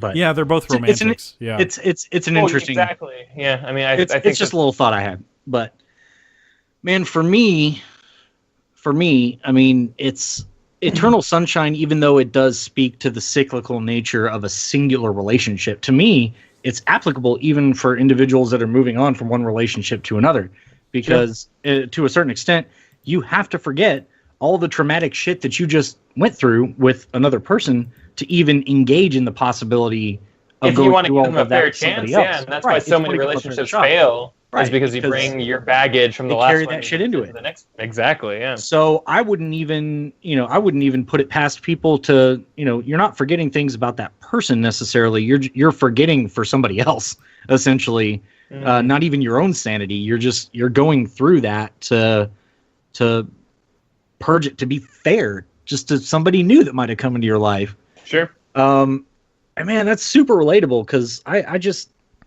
have a lot of baggage in my relationships. I mean, we all do. None of us are free of that. The difference is when you're young and you don't have the attachments. Like I feel like in Before Midnight, the two of them, after a certain point, kind of obligated to be with one another. Like when you watch the first movie and you realize kind of what all they went through that night, and you see it all play out. And then you get to the second movie, and he has romanticized it in this novel, and she calls him out on it like multiple times. Yeah, like, she resents oh what my he's made. God. Her. Yeah. Yeah, and totally. at first it's very like childish and playful, but then you really start to see due to her acting that like there's more under the surface there. Like it just kind of starts to come out that, you know, she's already calling him out on the fact that he's taken this one night and blown it up into this thing. And I think to a certain degree, like, you know, they kind of just felt like, based on these two small moments in time, relatively, and think about that, 2 days in these people's lives set up the entire Before Midnight movie. Like, almost literally about 48, maybe like 60 hours total. Yeah, that's what I was saying about vacation spots. You don't live there. it is that vacation, but like, wouldn't you be compelled though if you were him? I mean, I fell in love with that girl in that movie. Yeah, I did. I sure did. Yeah. And I felt her love for him. Absolutely. Yeah. Oh, for sure. I mean, he's the, you know, he's the artsy fartsy American boy. Yeah. Right, is the American boy. Yeah, I mean, they both have their resentment towards each other. In Midnight, he talks about how he ruined his life for her. Because of the way she quote unquote sings or whatever, but because really, you know, he abandoned a wife and a kid for her, and she basically, I mean, yes, she took a risk with him too because you know, he was a complete stranger, and it was his idea to abandon her entire trip for him in the first movie, but B, there was no way she could live up to anything that he's written in that novel for the rest of her life. Yeah, exactly. So they both have this resentment towards each other. Yep. Yeah, it's fucking man, that movie's so fucking good. It's unbelievable. And that's what I'm saying. Like it does such a good job of conveying that without, you don't need to do the homework to get the weight of that movie. It totally stands alone. But god damn it, man, like it's just, I don't know where I'm going with this. We're gonna oh boy.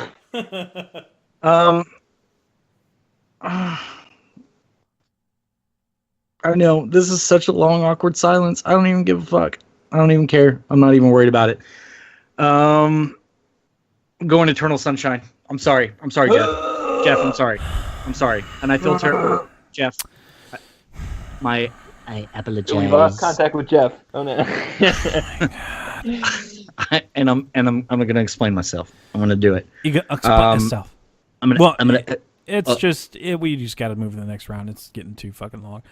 Jesus, it is. Yeah. Anyway, Eternal Sunshine. All right, fucking move on. So 500 Days versus La La Land. So first up is it's fucking JD again. God damn it! What?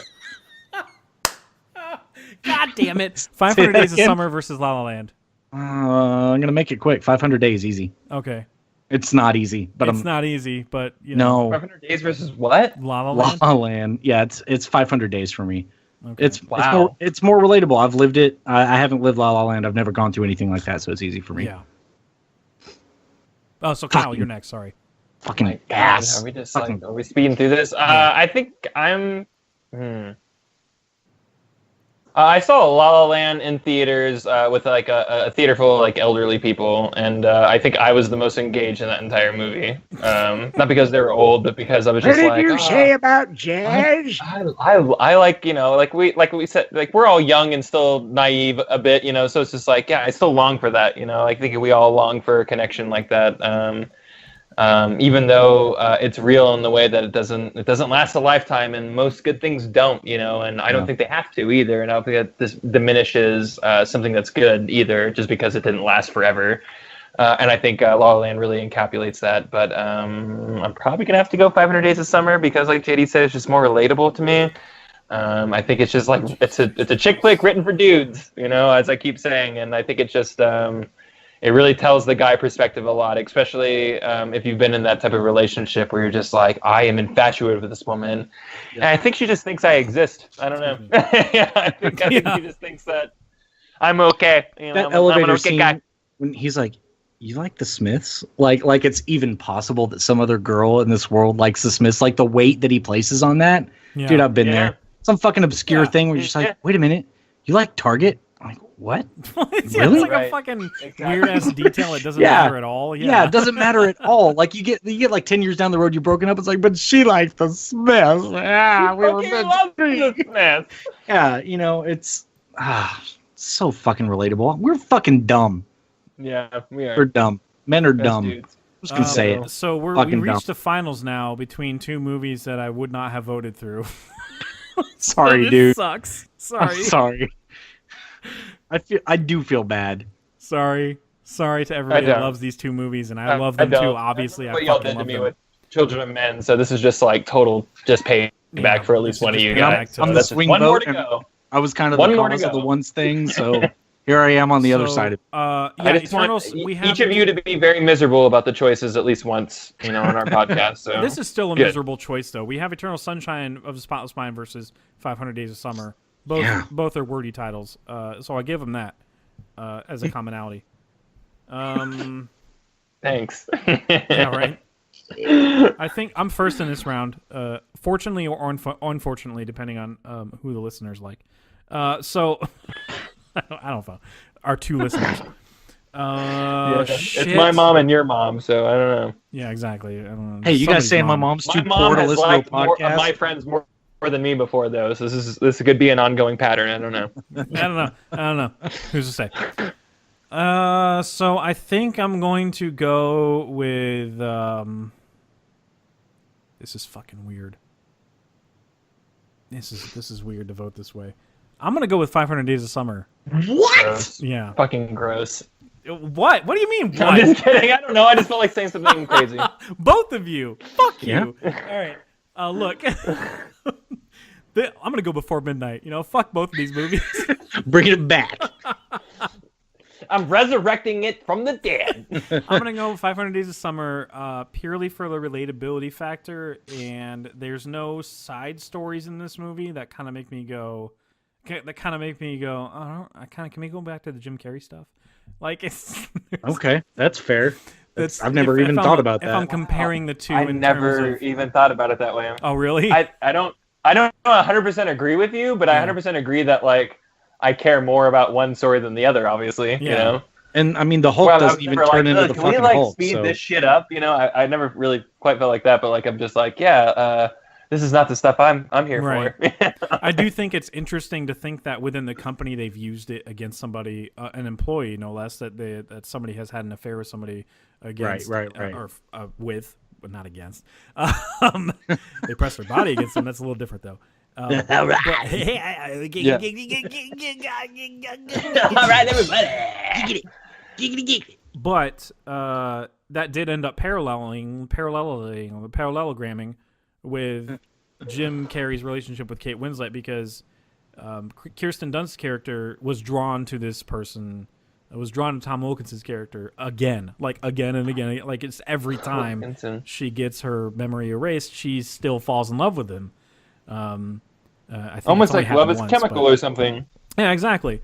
So I mean, you're just drawing the same people, and then with Jim Carrey and Kate Winslet, you see the same again. It happens again, and that's cool and everything. But look, 500 Days of Summer, and it's great. It's romantic, whatever. That's the value of that story. But 500 Days of Summer, though, just paints such a fucking talk about real. Like I know it's like a elevated version of real because there's dance sequences and stuff like that. There's one. Yeah, there's one. But there's also a expectations versus reality scene, and I think I'll use that. I love that scene. I think I'll use that scene mainly as my ammunition for voting for 500 Days of Summer, because that scene is goddamn incredible, and it is so truthful. Like, it's so exactly real life. That's the only thing I can weigh 500 Days of Summer in favor of over... what's the name of the other movie? Eternal Sunshine, not Before Midnight, basically. Eternal Sunshine. Because That it's other not, fucking movie. I mean, there's real life elements plugged in there somewhere in terms of their chemistry and the dynamic of the relationship and where it goes and where they want to end up at the end. But 500 Days is just, that entire expectations versus reality thing too. I'm going to hinge a lot on that. So I'm going to go 500 Days and be comfortable with it. So JD, where are you voting? You son of a bitch. You are putting me in a position to vote for the movie that I kind of wanted to put at number one anyway. That's true. I really did, because of the relatability. You're wanting me right now, you dirty son of a bitch. Hey, and I don't know you, but I want you. I don't know you, but I want you. All the more for that. Dude, the expectations versus reality scene is one of my favorite fucking things ever. Yeah. Because how, like, I don't know. I play scenarios out in my head all the time. more so with women and dating and anything and probably any other aspect, but like just any sort of confrontational or I guess anything socially with any weight attached to it, I play every scenario out in my head so that I'm prepared. Yeah. And I don't know if that's autism or just intelligence. I really don't fucking have any idea what. It's the little finger effect. Play every scenario. Play everything out in your head. And fight every battle in your brain or whatever. Yeah, come on. Sancha, see what your enemy can do, Sancha. You're not actually. Is that your little finger? In and out of your accent little. enough. Yes. You have to play every scenario. You have to like talk normally and then go into an accent and then talk normally again. Look, what we say is not necessarily what we do. I don't know. It's fucking weird. I can't do it. Bane. Sorry. Oh. That's his Dark Knight Rises role. Sorry.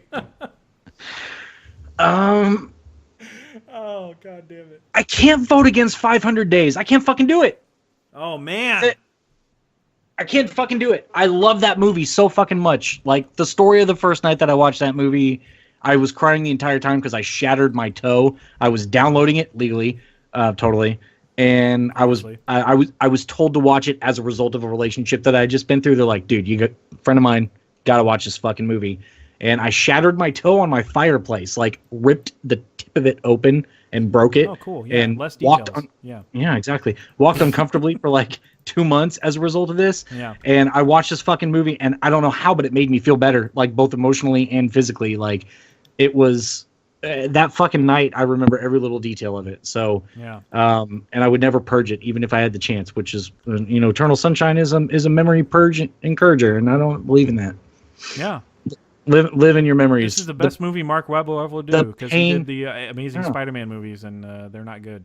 The pain is supposed, really bad. like I appreciate obviously what Eternal Sunshine is trying to do, but the pain makes the good shit better.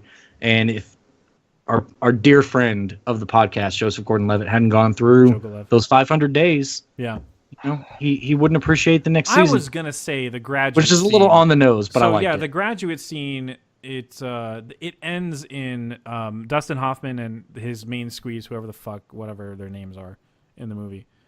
He ends up pursuing her, and Wayne's World makes fun of this, Kyle. If you remember the wedding thing, like where Wayne's knocking on the window. Cassandra! Exactly, and it's the wrong wedding or whatever. But The Graduate that's where that's coming from, is The Graduate. Okay. So he steals her away, and when they're on the bus, they're both kind of like looking away from each Oh, other. no, I know this. And they realize the gravity of the situation, and they both like and they're stop kind of like, laughing. oh I've god, seen this that is the rest of our lives. We have to. Dude, live that with this. Garfunkel song is so perfect for that. It is. It is. But like, in my opinion, I mean, it depends on where you land on this. Obviously, Summer took away, in my opinion, the right point of view for this movie from the Graduate, where like they're reserved, they're coming to grips with their decision, and it's becoming something bigger than their relationship, and they don't know if they're going to be able to live with it.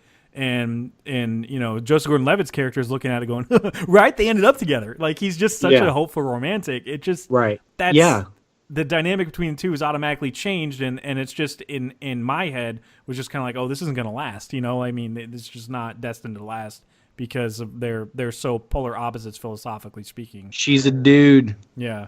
She's a dude. Anyway, 500 Days wins. Sorry, Kyle. What? I actually would have anonymously chosen that. So yeah, 500 Days for me as well. So yes. Yeah, I think. I just didn't want the number one to win because we're different, guys. We're different.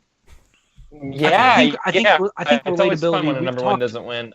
We've talked for 3 hours about love. Like, we've got to throw relatability into there. I mean, yeah, relatability matters, and I just think that like I think you hit the nail on the head that like you can't like forget things. Like, learning what propels you into more success in your next relationship, and like deleting your memories is kind of counterintuitive to evolution in relationships, So I think that like message-wise, also, I think 500 Days of Summer just has a better message about love. Yeah. So I think that would have been my final ammunition if y'all had tried to go some other way for some weird a unanimous reason. I would have been like, no, guys, like the message here is way more positive in 500 Days of Summer, even though it's number one. Unanimous number 2 winning. That's the first time this has ever happened. Yeah, it has. We've had 1 and 2. It's always been split. Like, Yeah, no split. Oh, yeah. I'm happy. No split for number 2. Wow. Yeah. We did it, Well, guys. I'm happy that we decided on one in 3 fucking. Hey guys, are you excited about this Return of the King episode that we did? No, look, there is, to be fair to the people that are listening, I cut a lot of the audio because there was a lot of mishaps in the middle there. Yeah. So anyway, Middle act was rough. stay tuned for the next episode where we talk about 2008 video games. I'm Jeff Widman, Jeff Widdy, Widdy at Twitter, and Letterboxd, boxd.com. Kyle's on sub-cultured.com and Subcultured on Twitch, no dash. And go read his Monster Hunter World review. It's fantastic. It's huge. JD is a doctor, so he's too busy. Don't bother him. Yep, thanks. I had to rush through it because it's late. So That's fine. see you guys later. Subscribe to us on iTunes and Amazon. Amazon? We're not fucking on Amazon. Why do I say that every time? Fuck. YouTube, Facebook us. Tweet me if you want to reach me.